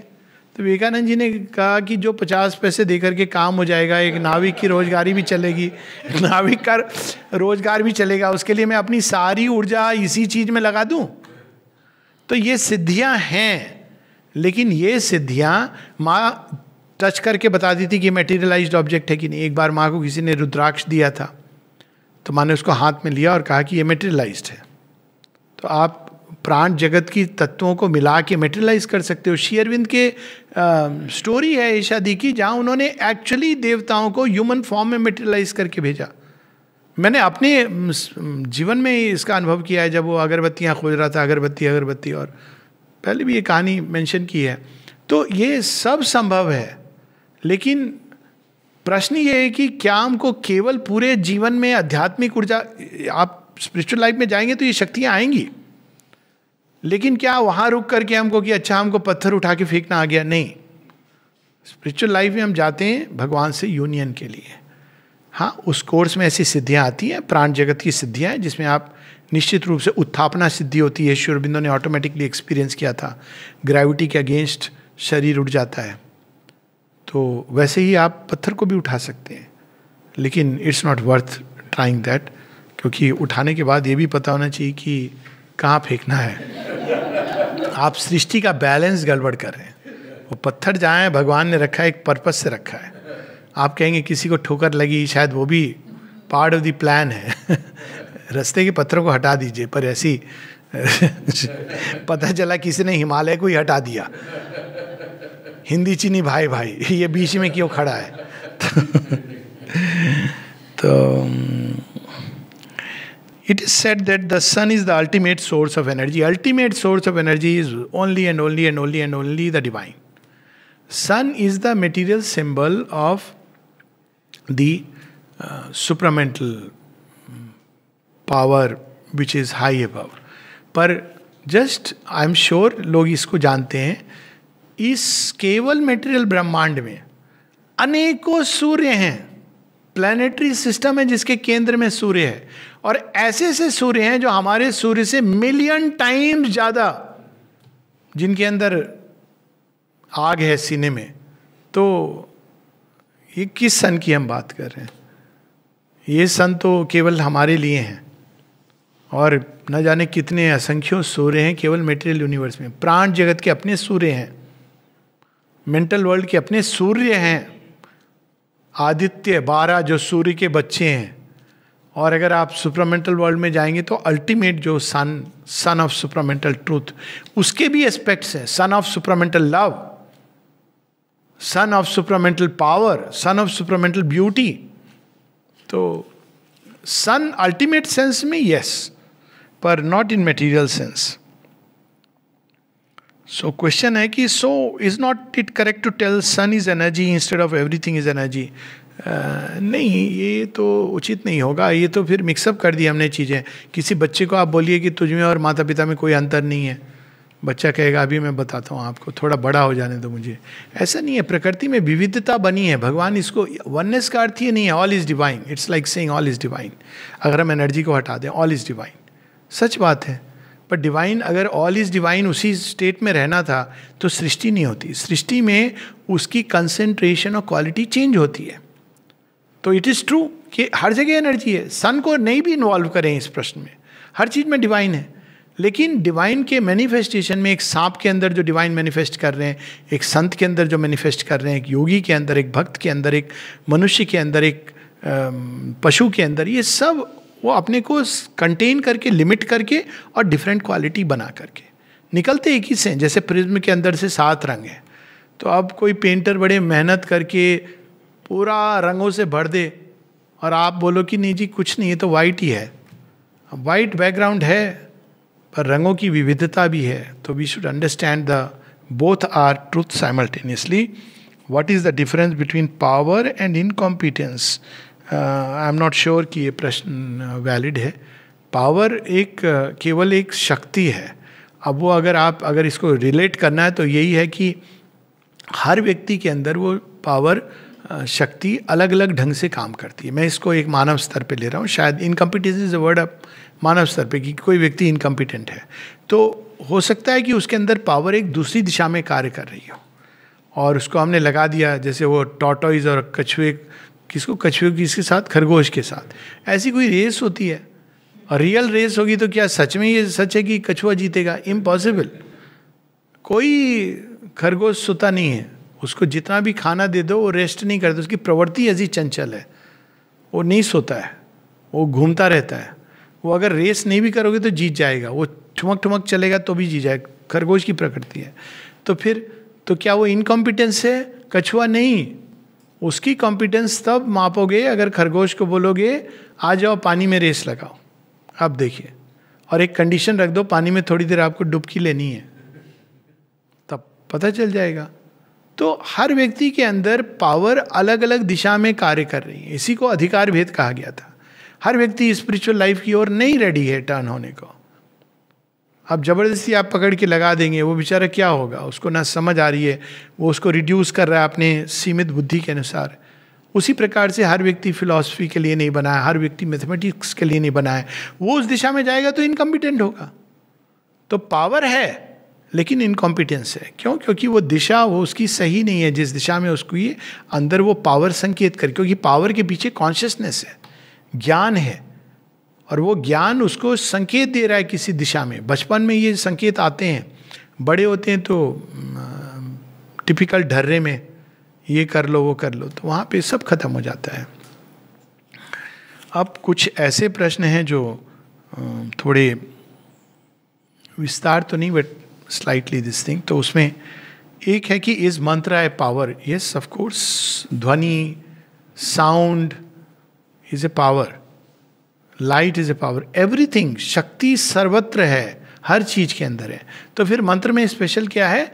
मंत्र में जो उच्चतम स्पंदन है, तो सृष्टि को नाद से प्रारंभ हुई, स्पंदन से. तो वो जो स्पंदन, ओरिजिनल स्पंदन है, वो ऑल पावरफुल है क्योंकि उसने सबको क्रिएट किया. इसीलिए कहा जाता है क्रिएटिव वर्ड. वो word with a capital W means स्पंदन. अब वो स्पंदन धीरे धीरे नीचे जब आता है तो कई सारे पंच तत्वों का खेल, इसको हम लोगों ने पहले बात की है तो मैं उसमें नहीं जा रहा हूँ. तो करते करते ये जड़ जगत की अंदर वो, वहाँ भी वही स्पंदन है. गहराई में जाएंगे तो वही स्पंदन है, लेकिन वो बहुत सीमित हो गया है. बहुत सारी चीज़ों के सरफेस पे नॉइज आ गई है. तो अब उस नाद को अगर हम कैच कर सकें तो वो ओरिजिनल पावर है. तो कहाँ से आप माध्यम शुरू करेंगे? अगर अल्टीमेट आनंद को कैच करना है तो लव, जो सीमित प्रेम है, इमोशन से टर्न करेंगे. अल्टीमेट ट्रूथ को कैप्चर करना है तो ज्ञान, बुद्धि से आप प्रारंभ करेंगे. तो उसी प्रकार से अगर नाद को कैप्चर करना है तो उसके लिए माध्यम जो चुना था वो था मंत्र. मंत्र क्या था? ऋषि जाके वहाँ पे उस स्पंदन को रिसीव करते थे एक वाणी के रूप में. नॉर्मली मानव वाणी उस स्पंदन को एक्सप्रेस नहीं कर सकती है, बनी नहीं है, सक्षम नहीं है. लेकिन कुछ लोग वाणी के तप के द्वारा उस स्पंदन को ना केवल रिसीव करते थे, उसको एक्सप्रेस करते थे. और जब वो एक्सप्रेस करते थे तो वो अब सर्वत्र सबके लिए वो एक अवेलेबल हो गया. आप सब लोग नहीं जा सकते हैं वहाँ पर उस नाद को कैप्चर करने के लिए. तो इसीलिए जो मंत्र दीक्षा का जो सिस्टम है यहाँ से प्रारंभ हुआ. जो गुरु है उसने उस मंत्र को रिसीव किया, अब उसने आपको दिया कि अब आप इस मंत्र पे मेडिटेट करो. सोहम अस्मि, तत्वमसि, गायत्री मंत्र अलग अलग. तो ये मंत्र का जो ओरिजिनल स्पंदन है वहाँ है. तो अब धीरे धीरे ये मंत्र हमको ट्यून करने लगता है जिस भी चेतना के स्तर से वो स्पंदन उतरा है और ऋषि ने उसको वाणी दी है. हर व्यक्ति को कहा जाए ढूंढो अपना तो मुश्किल होती है. तो ये एक यूनिवर्सल मंत्राज है. एक दूसरी चीज़ है कि जब हम साधना में रत होते हैं तो एक टाइम आता है जब हायर कॉन्शियसनेस के टच के कारण हमारे अंदर एक मंत्र अवेकन होता है. वो एक स्पॉन्टेनियस इनिशिएशन है योग का. और तीसरा जो एक यूनिवर्सल प्रैक्टिस है, मानी गई है कि और कुछ नहीं, केवल भगवान का नाम ले लो, उससे बड़ा कोई मंत्र नहीं है, क्योंकि वो तो एम्बॉडीमेंट है, वर्ड मेड फ्लैश। तो ये, और श्री अरविंद ने तो बहुत ही आसान कर दिया। तो किसी से पूछो कि श्री अरविंद के आश्रम में कौन सा मंत्र, अभी भी लोग बहुत कुछ करते हैं कि नहीं ये वाला श्री अरविंद का गायत्री है, वो सब बहुत सुंदर है, लेकिन मंत्र ऑफ ट्रांसफॉर्मेशन तो सावित्री ही है। जस्ट रीड सावित्री, तो उसके अंदर वो पावर है, वो शक्ति, ऊर्जा है। तो इट्स लाइक ए कैप्सूल, आप पढ़ेंगे तो वो ऊर्जा के कांटेक्ट में आएंगे, उस चेतना के कांटेक्ट में आएंगे, वो चेतना हमको रूपांतरित करेगी, क्योंकि वो इसी पर्पस से वो उसकी रचना हुई है। इस पर हम लोग बहुत बाद में कभी और विस्तार से लेंगे, but for the moment, how vital energy, mental energy and spiritual energy affect us. Yes, they affect us. I think ये प्रश्न हम लोगों ने ले लिया है। अब हम नेक्स्ट प्रश्न है, does music, higher and lower music have any effect on our energy level in our body? Studies भी हुई हैं इस पर।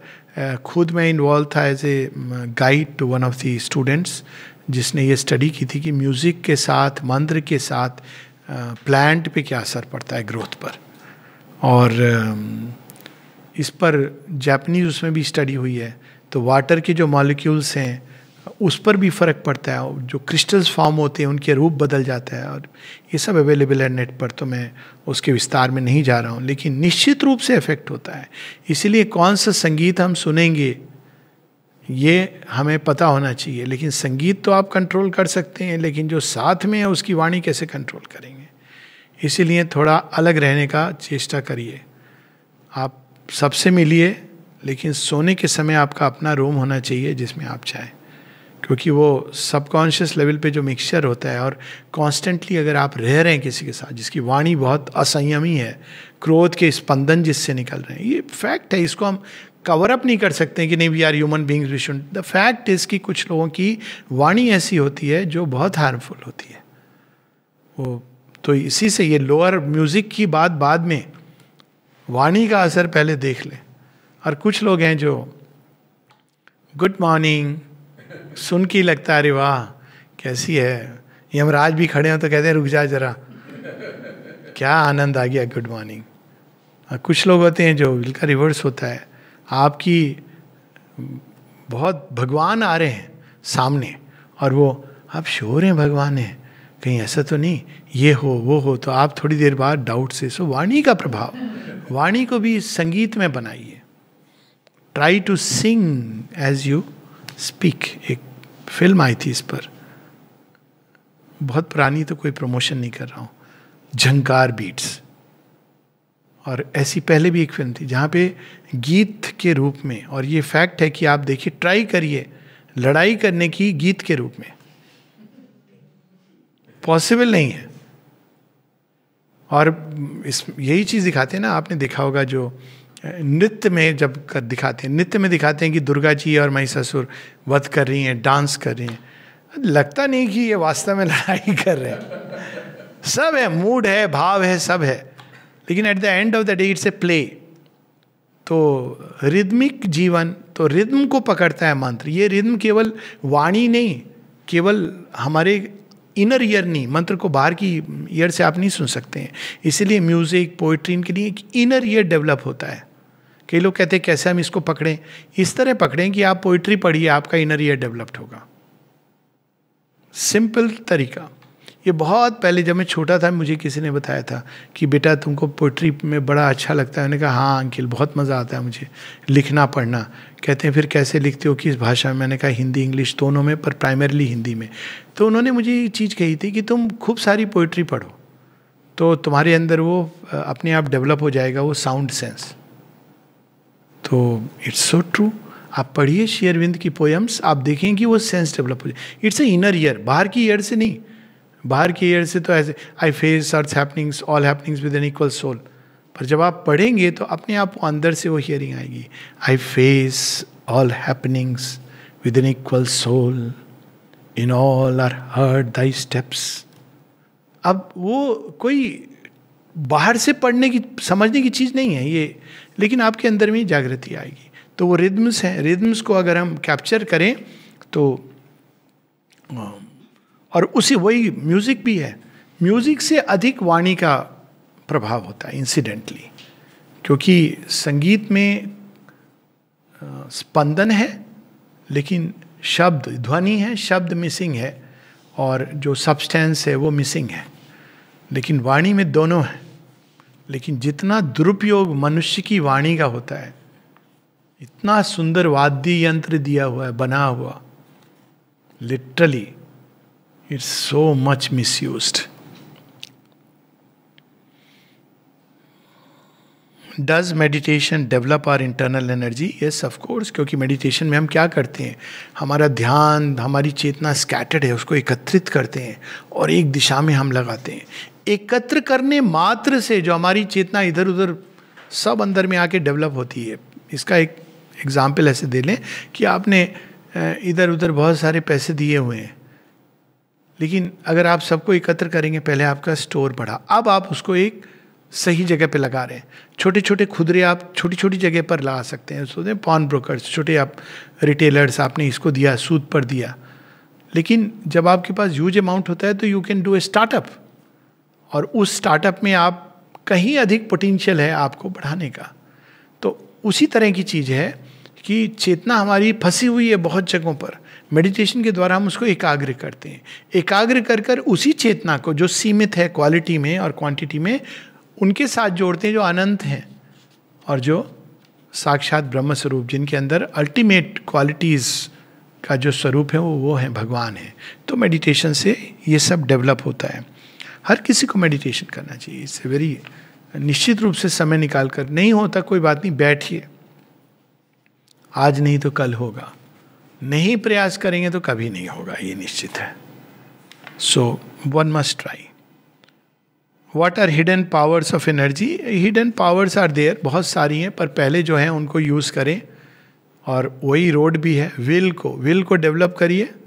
तो विल को अगर हम डेवलप करते जाएं तो इस विल के पीछे एक डीपर विल निकलती, इनर बीइंग जो मनुष्य का है उसके अंदर और ग्रेटर पॉसिबिलिटी। थॉट, आप थॉट को यूज़ करें, हम लोग बैठ के रिफ्लेक्ट करें, तो धीरे धीरे थॉट के अंदर पोटेंसी आने लगती है। और फिर क्या होता है, रेवलेटरी इंसाइट्स। आप पूछिए क्रिएटिव लोगों से, वो ऐसे ही करते हैं, एक थॉट को पिकअप करते हैं और उस थॉट के ऊपर वो अपने माथे को, पूरी ऊर्जा को लगाते हैं। फिर एक समय आता है जब वो एक पियर्स करता है किसी चीज़ को, आहा फिनोमेना जिसको कहते हैं, और एक कैस्केड की तरह ज्ञान गंगा अंदर में उतरने लगती है।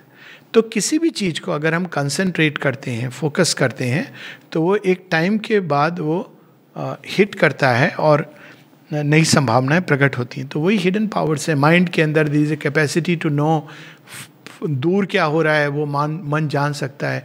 कई लोग ये टेलीपैथिक चीज़ों को अनुभव करते हैं, लेकिन इसको, क्योंकि बाद में मन केवल पढ़ाई और पैसा कमाना इसमें लग जाता है, बाजार, फिर अमेज़ॉन, उसी में मन खोया हुआ है, तो फिर उतना ही डेवलप होता है कि आपको पता होता है कि अमेज़ॉन में कौन सी सेल लगी हुई है, शेयर बाजार का भाव कितना गिर रहा है कि बढ़ रहा है, क्योंकि ऊर्जा उसी दिशा में लगी। लेकिन अगर हम पीछे की तरफ, दो प्रकार की गति है माइंड की, वाइटल की, बॉडी, इवन बॉडी की, एक है बाहर और नीचे और दूसरी है भीतर और ऊपर।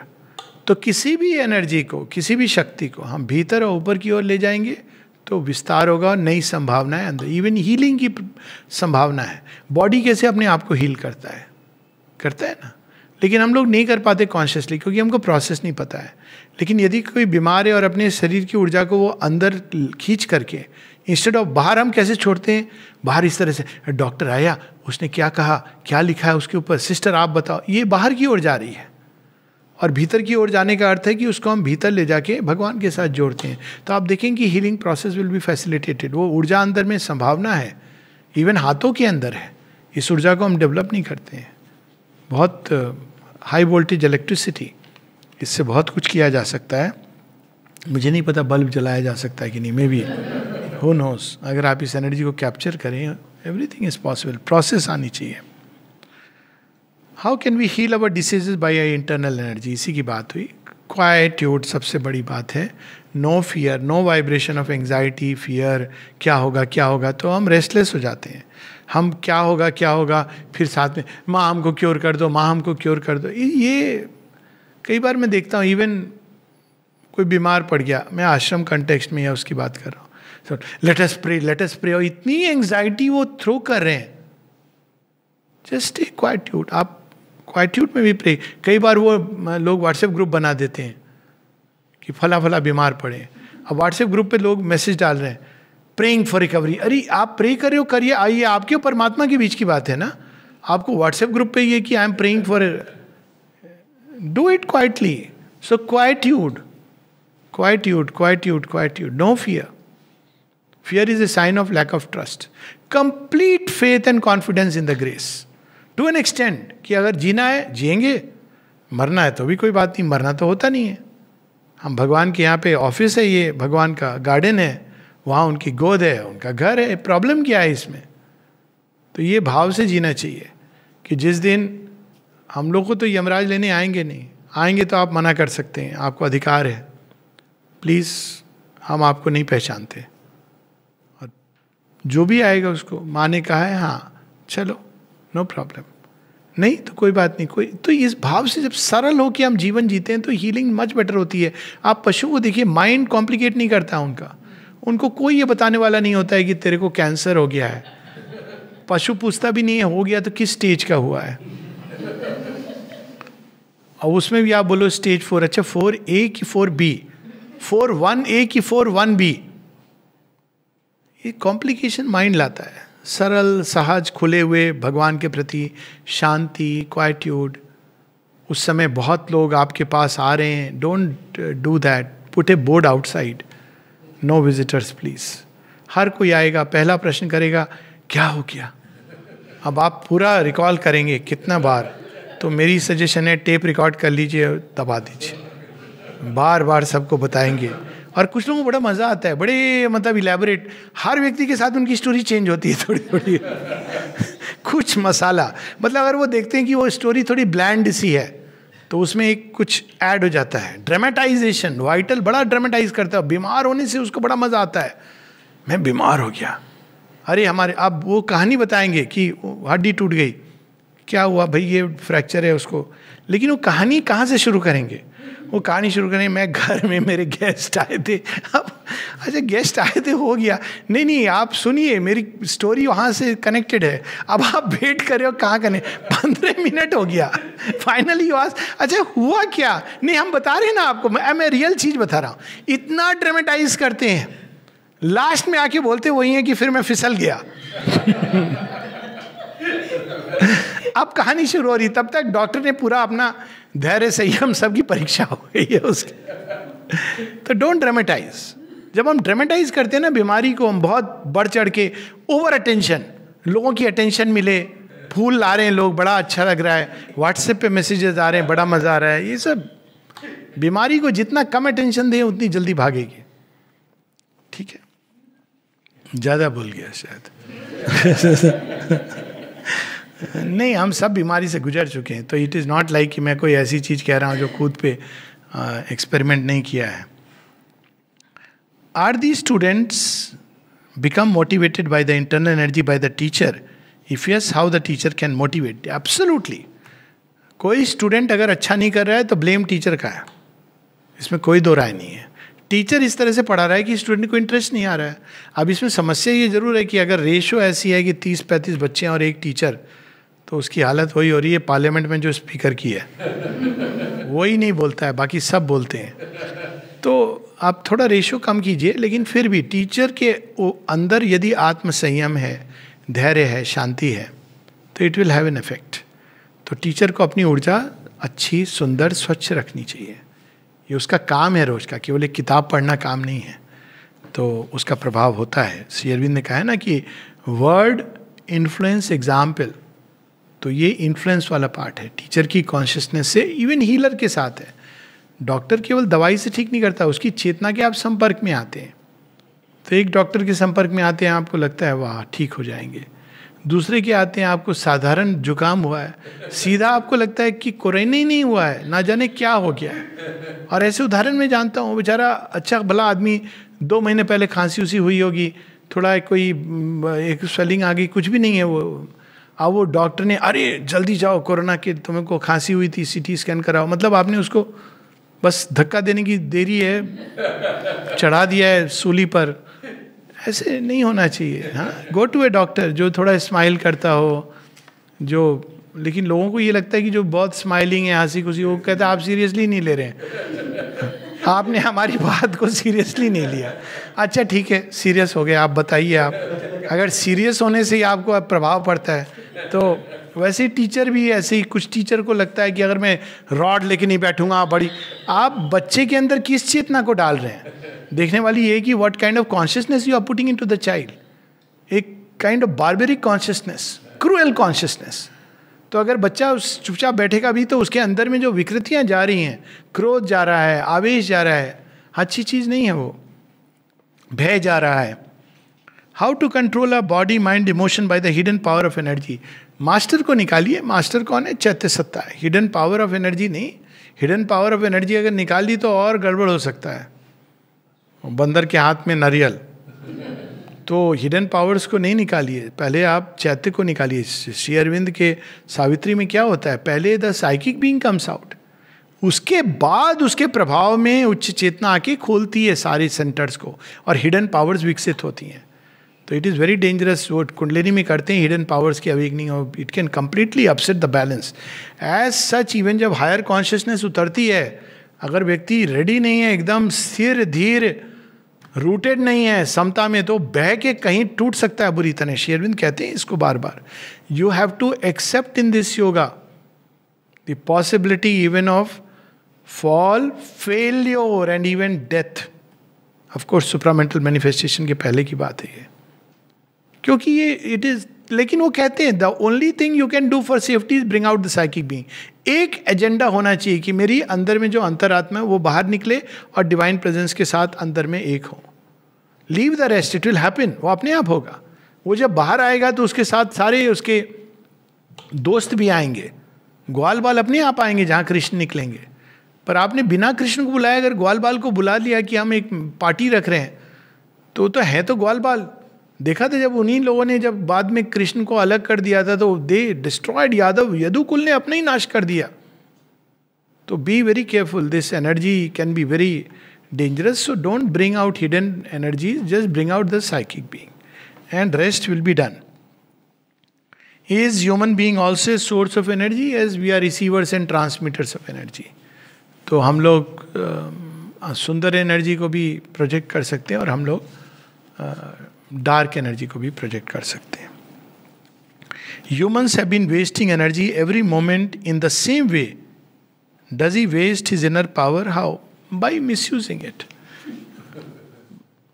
आयुर्वेद में तो ये सिद्धांत है कि किसी भी शक्ति को, और ये सच है, नेचर ने हम सबको दी है, थोड़ी इंटेलिजेंस दी है, भावनाएं दी हैं, विल है। अगर आप इसको सदुपयोग करोगे यानी प्रोग्रेस के लिए यूज़ करोगे तो it will increase and improve in quality. इसका दुरुपयोग करोगे तो धीरे धीरे इसका क्षय होगा और ये हायर कॉन्शियसनेस के प्रति बंद हो जाएगा। आपको लगेगा progress in terms of horizontally, आप पैसा खूब कमा रहे हो, लेकिन इट इज़ एक्चुअली उसका जो फंक्शन था, कैपेसिटी थी, वो फुलफिल नहीं कर रही है। तो it will go down. It is found that most of the students are very much energetic in their childhood days, but after the schooling they become just the opposite. How can we help them? ये बहुत सुंदर प्रश्न है, क्योंकि बच्चों के अंदर progress की चाह होती है। देखिए बच्चों के अंदर क्या होता है, वो एडल्ट को देखते हैं, चप्पल देखते हैं, कहते हैं मेरी भी साइज ये होना चाहिए। वो देखते हैं कि एडल्ट बहुत कुछ कर सकता है जो हम नहीं कर सकते। मतलब मैं 18 वाले एडल्ट की बात नहीं, पर वो देखते हैं तो उनके अंदर children are as a program for progress. तो अब सेकंड क्लास में बच्चा है, उसको पता है कि अभी कुछ नहीं है, हालांकि वो बहुत सीरियसली ले ले, लेकिन अभी ग्रेजुएशन तक वो, मतलब उसका एंड पॉइंट दिख नहीं रहा है उसको, तो प्रोग्रेस करता है। तो उनके अंदर बहुत एनर्जी होती है। They give freely and therefore they receive freely. Children are like that, freely they give. लेकिन जब बड़े हो जाते हैं, 18 पहले आप पर स्टैंप लग गया, यू आर एन एडल्ट, तो आप गरिमावान हो गए, मतलब झूठ मूठ की बाहर गए। 25 साल, now you are a mature adult, whatever it means. Mature का क्या मतलब आप बाहर से ऐसे बिहेव करिए, तो बच्चा चला गया अंदर में। अब आप कुछ बन गए लाइफ में, बस वहाँ से क्या करेंगे, आप बन गए। अब क्या होगा, आपका नीचे की ओर जाएंगे, क्योंकि जो प्रगति नहीं करता वो नीचे की ओर जाता है। तो हम ऐसे गोल्स फिक्स कर देते हैं एडल्ट्स के लिए जिसके कारण उनका क्षय होने लगता है। क्या गोल है, 25 का हो गया, जॉब है कि नहीं, शादी हुई कि नहीं, तू कहाँ पे सेटल्ड है, घर के लिए क्या, तो ये ऐसे गोल्स हम फिक्स कर देते हैं कि प्रोग्रेस का कुछ है ही नहीं अर्ज इसमें। लेकिन अगर हम गोल रखें इन्फिनिट, ऐसा गोल हो टू फाइंड द डिवाइन, एक एग्जाम्पल दे रहा हूँ, या टू क्रिएट समथिंग न्यू, तो आप देखिए कि एकदम आपके अंदर वो youthful energy till old age रहेगी, बिकॉज आप हमेशा कुछ सीखना चाह रहे हो, to learn to love something new. तो बच्चों के अंदर और बड़ों के अंदर to learn to love new, to love to learn new things. सबसे बड़ी समस्या क्या होती है, जब हम बड़े होते हैं हमको ये एक इल्यूजन आने लगता है अब हम जान गए सब कुछ, और अगर आप टीचर हैं तो और भी भयानक, और अगर स्पीकर हैं तो 10 टाइम्स भयानक। हम तो जानते हैं क्योंकि हमने सब पढ़ लिया। तो एक बच्चा रहना चाहिए, हम नहीं जानते कुछ भी, you should be ready to say I don't know really. और अर्थ ये नहीं कि नहीं जानते, लेकिन कितना भी आप जान जाइए, there is always so much more. तो ये जिस दिन आ जाए urge for progress, to know more, to love better, to live better, तो अपने आप एनर्जी रहेगी। अंतिम क्वेश्चन है, what is kundalini energy, how to feel it in our daily life, how can we make contact with the chakras and grow our energy level. Kundalini energy क्या है, वो एक ही डिवाइन एनर्जी है, वो अलग अलग लोकों से उतरती हुई अंत में मैटर के अंदर विलुप्त हो जाती है, वही एनर्जी ऑफ मैटर बन जाती है। अब वो एनर्जी प्लांट में थोड़ी सी रिलीज होती है जितना प्लांट को चाहिए, एनिमल में भी उतनी रिलीज होती है, मनुष्य को जितनी उसके प्रयोजन के लिए चाहिए। फूड, ज़्यादातर लोगों को क्या सिखा दिया जाता है अनफॉर्चुनेटली, रोटी कपड़ा मकान, तो उतनी एनर्जी वो मैटर से अंदर, पशुवत जीवन, खाली पशु कपड़ा नहीं पहनते तो उनके यहाँ डिसेप्शन, ब्रांडेड स्टोर, ये सब का सिस्टम नहीं है, तो रोटी कपड़ा मकान ये बता दिया जाता है, तो उतनी एनर्जी मिलती है। लेकिन मनुष्य के अंदर ये संभावना है कि उस मैटर के अंदर जो सुप्रीम एनर्जी छिपी हुई है उसको आप अवेकन कर सकते हो। केवल मनुष्य को ये सौभाग्य है।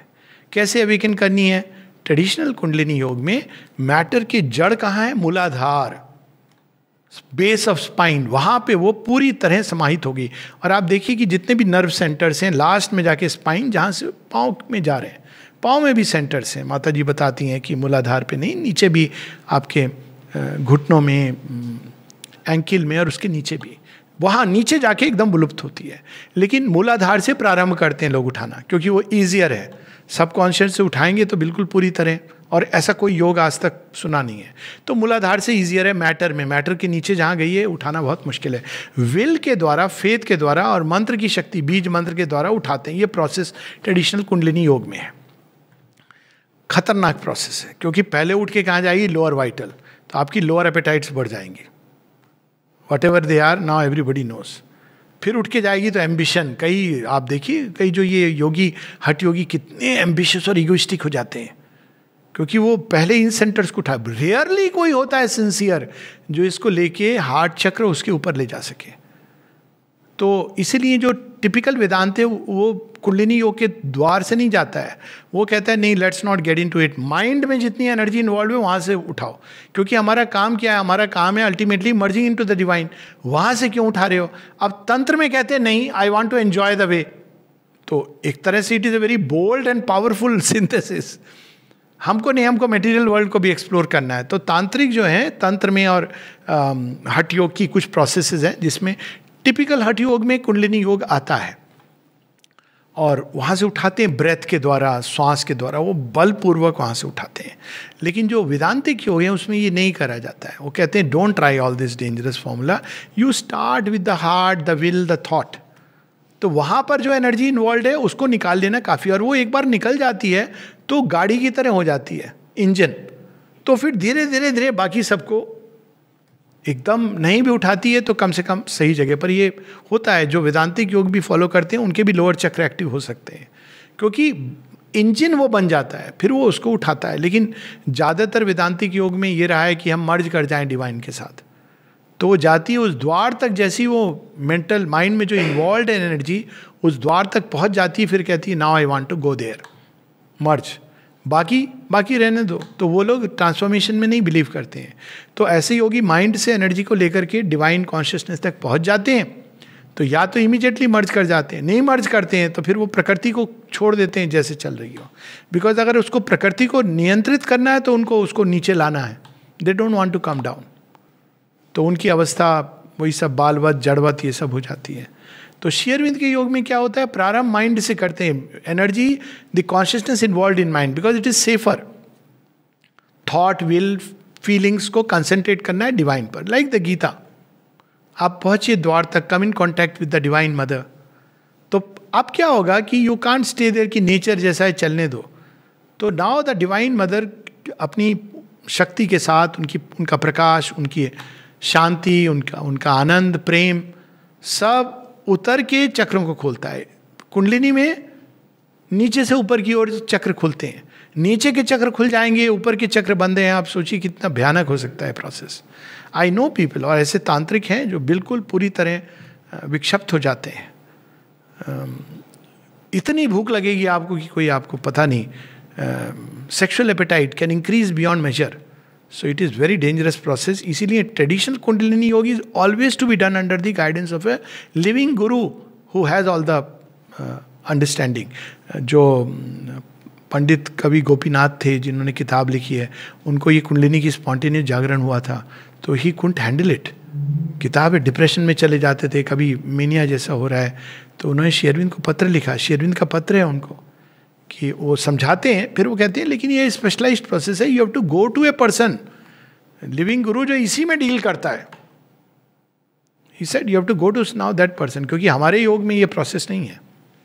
तो हमारे योग में क्या होता है, जब माता जी की शक्ति उतरती है, पहले मन को खोलती है, वाइड होता है माइंड, सफल होता है, न्यू लाइट आती है, विजडम ग्रो करती है, तो आपका एक बेस अच्छा होता है, ट्रू नॉलेज अवेकन होती है।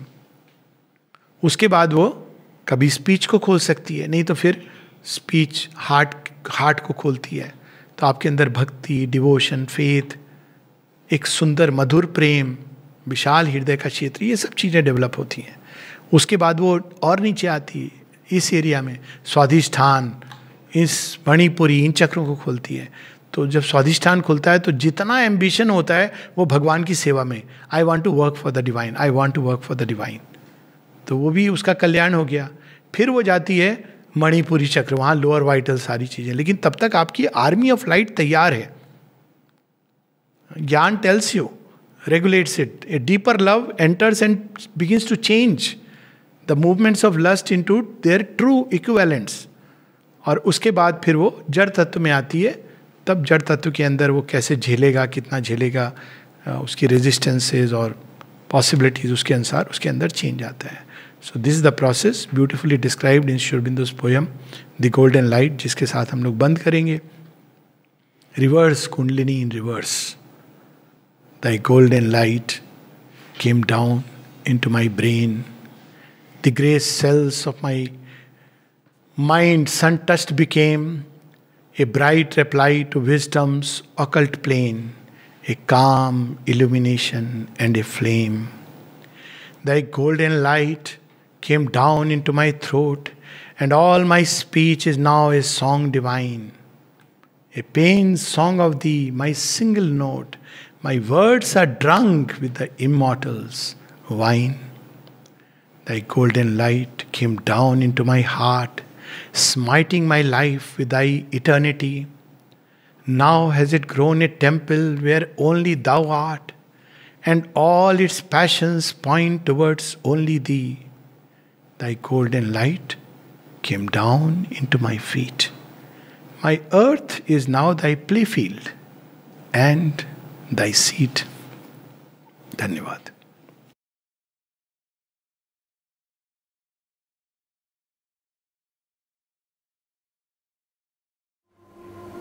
Shri Aurobindo engineering and technical group द्वारा परिचालित द्वारा प्रेरित ही श्री अरविंद विज्ञान परिषद कार्यक्रम आरंभ कराई। या पश्चात प्रणव दादांकर बहुत अवदान से इंस्पायर करचंदी। आम असुविधा बेले पाखे ठिया होती केमती कार्य करा पड़ो बतई। यार उद्देश्य होची विज्ञान परिषदर उद्देश्य है पिलामान मध्य विज्ञानर एक आवश्यकता तार यथार्थ कार्य भितर बा तार क्रिया भितर जो शक्ति निहित अच्छी ताको आविष्कार करवा प्रकृत विषय हूँ जे व्हाई साइंस साइंस सब अच्छी साइंस अर्थ हूँ मनर प्राण देहरे जो शक्ति रही से शक्ति को किभली भाव में कार्य व्यवहार करहब इफेक्टिवली व्यवहार करहब पुणी प्रश्न उठे मनुष्यर बुद्धि जेते विकसित होतब जड़ मध्य थिबा मनुष्यर चेतनार व्यवहार को सेते बेसी उत्तम भाव में संपादन कर पारथुब आमर थिला एथरक विषय एवरीथिंग इज एनर्जी सब हूँ शक्तिर खेला सबू शक्तिर खेला बोली कहले गोटे बढ़िया कथा मन पड़ुची जे माँ श्रीमंद को प्रश्न पचराई जे नाम जप कले केमती एते शक्ति प्राप्त हुए नाम जप कले व्यक्ति केमती भगवत प्राप्त करें उपलब्धि करें अन्य शक्ति मध्य प्राप्त करें श्रीमंद तार उत्तर करते जे ये हूँ शक्तिर खेला एक्जाक्ट रेफरेन्स मुझे कहीपरि मुझे मन अच्छी मुझे प्रकाश कर शक्तिर खेला विज्ञानर आम माँ बही पढ़ू माँ बही लिखाई जे नेचर बोली जहाँ कहुए प्रकृति बोली जहाँ कहुए ता हूँ माँ व्यवहारिक रूप माँ होती सकल शक्तिर आधार जमी कहुए सूर्य सकल शक्तिर आधार माँ होती सकल शक्तिर आधार जिते शक्ति जिते उपस्थिति रही सृष्टि रही से हूँ माँ एक प्रकाश ये हूँ कथा आमर गला थरक सब्जेक्ट थिला एवरीथिंग इज एनर्जी सब हूँ शक्तिर खेला बोली चंडीर अच्छी या देवी सर्वभूतेषु शक्ति रूपेण संस्थिता तमें समस्त भितर शक्ति रूप रहीच केवल समस्त भितर शक्ति रूप नुहे तमें ही होच निजे से शक्ति तमें ही होच निजे से शक्ति से उपस्थिति जहाँ सबू जगह व्यापिक रही यही शक्तिर खेला को आविष्कार करार अर्थ हूँ विज्ञान विज्ञानर अर्थ हूँ माँ उपस्थितिर क्रिया को आविष्कार करवा एथरे आमर 29टा प्रोजेक्ट आसला आ 2टा सेमिनार या भीतर देकरी ये कार्यक्रमटा उपस्थापित करा गोटे कथा हूँ आर्थरक विषय हूँ कन्सिस्टेंस इन प्लांट्स वृक्षलता भितर चेतनार जो अग्रगति रही उपस्थिति रही विज्ञान श्रीमंद विज्ञान परिषद सांगे जेहेतु श्रीमंद ना विज्ञान परिषद सांगे रही तार एक्चुअली अर्थ रे विज्ञान हूँ शक्तिर एक बाह्य प्रकाश से प्रकाश को विभिन्न बुद्धि माध्यम कार्य माध्यम प्रकाशित करवा भावुची जे स्पष्ट कहीपरूनी किंतु ता अर्थ है जदि जड़ हूँ जड़ भितर सकल शक्ति रही E=mc² एनर्जी हूँ जड़ भितर जड़ को एनर्जी रे परिणत कर दे हम ये एकदम ठीक जड़ को पूर्ण एनर्जी रे परिणत कर दे हम ये एथिपई जो दृष्टि दरकार जो परिश्रम दरकार जो कार्य दक्षता दरकार से दक्षता आसूची को जगार दक्षता विशेष भाव में आसूची यह हूँ एक कौन कौन कह मानसिक चेतना मानसिक बुद्धि इंटेलेक्चुअल पावर एंड कैपेसिटी से आसूची जो प्रश्न आम करुचु जो प्रश्न आम आखि आगे रही जो आशा विश्वास आखि आगे रही जे जदि मन बुद्धि द्वारा प्रेरित व्यक्तित्व बा चेतना एते बड़ विज्ञान आसी पहुँची पारे जो विज्ञान मनुष्यर बाह्य जीवन को जमी भाव में आप्लुत कर रही जदि यही मनबुद्धि जगार अतिमांस चेतना शक्ति आसे जहाँ बहु गुण शक्तिशाली से जड़ मध्यस्थ लुक्कायित चेतना शक्ति को आहरी बेसी भाव में आविष्कृत कर खाली आविष्कार करिवो नहीं ताको मनुष्यर जीवन को स्वच्छंद करने चमत्कार करने व्यवहृत कर हूँ कथा दुर्गा हाथ में जब सब टेकी दिहला सब देवता देवदेवी मैंने निज शक्ति को टेकीदे दुर्गा महिषासुर को मारिले ठीक से भाव में विज्ञान द्वारा जो शक्ति संचय कर प्रकाशित कर जदि भगवत शक्ति परिचालना अधीन रखा जाए विज्ञान शक्ति को ताले समग्र पृथ्वी एक अद्भुत परिवर्तन हम केते चमत्कार रहस्य सब आविष्कृत हम जहाँ बर्तमान चिंता भी करें कारण जड़ मध्य सकल शक्ति जेहेतु विद्यमान से कर नूतन आविष्कार जो सामर्थ्य ता केवल एक महान चेतना रहीपर अतिमांस चेतना शक्ति मन जगार जदि कार्य कर जड़ मध्य लुकायित तो बहु वस्तु आविष्कृत हम आउ गोटे चमत्कार घटना घट जड़ आ सूक्ष्म आ चेतना जड़ और चेतना या मध्य पार्थक्य धीरे धीरे धीरे धीरे थिन आउट हो पतला हो जहाँ फल जड़ आत्मार गुण को संपूर्ण प्रकाश कर the mind life and body must know and become what soul knows and is आत्मा जो शक्तिवान आत्मा जो परम चेतनामय जड़ मध्य से अवस्था लाभ कर जहाद्वारा ताकू आम परम विज्ञान बोली कहीपर भगवान यहाँ ही हूँ संकल्प आपको कहीं भी अटकई पारे दिन आसब स्थूल सूक्ष्म भितर विभेद कमी कमी जीव स्थूल सूक्ष्म रहस्य प्राप्त कर सूक्ष्म स्थूलर शक्ति द्वारा आहरी आहरी मूर्तिमंत हो उठिब चमत्कृत हो उठिब एमती एक जीवन जो जीवन रे आमे पहुँचबू एवं आम जीवन को ऐश्वर्यमय करूँ कहा द्वारा बाह्य वस्तु द्वारा नुहे अंतर्चेतना द्वारा।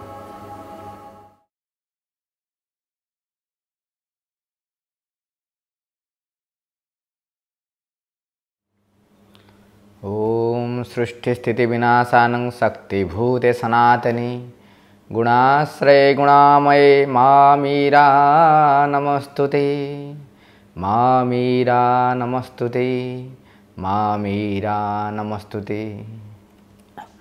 परम प्रभु श्री अरविंद और शक्ति संबुधा परमा जननी मांकर पादपद्म Shri Aurobindo engineering and technology ग्रुपर समस्त कर्मकर्ता कृतज्ञता ज्ञापन करुछु।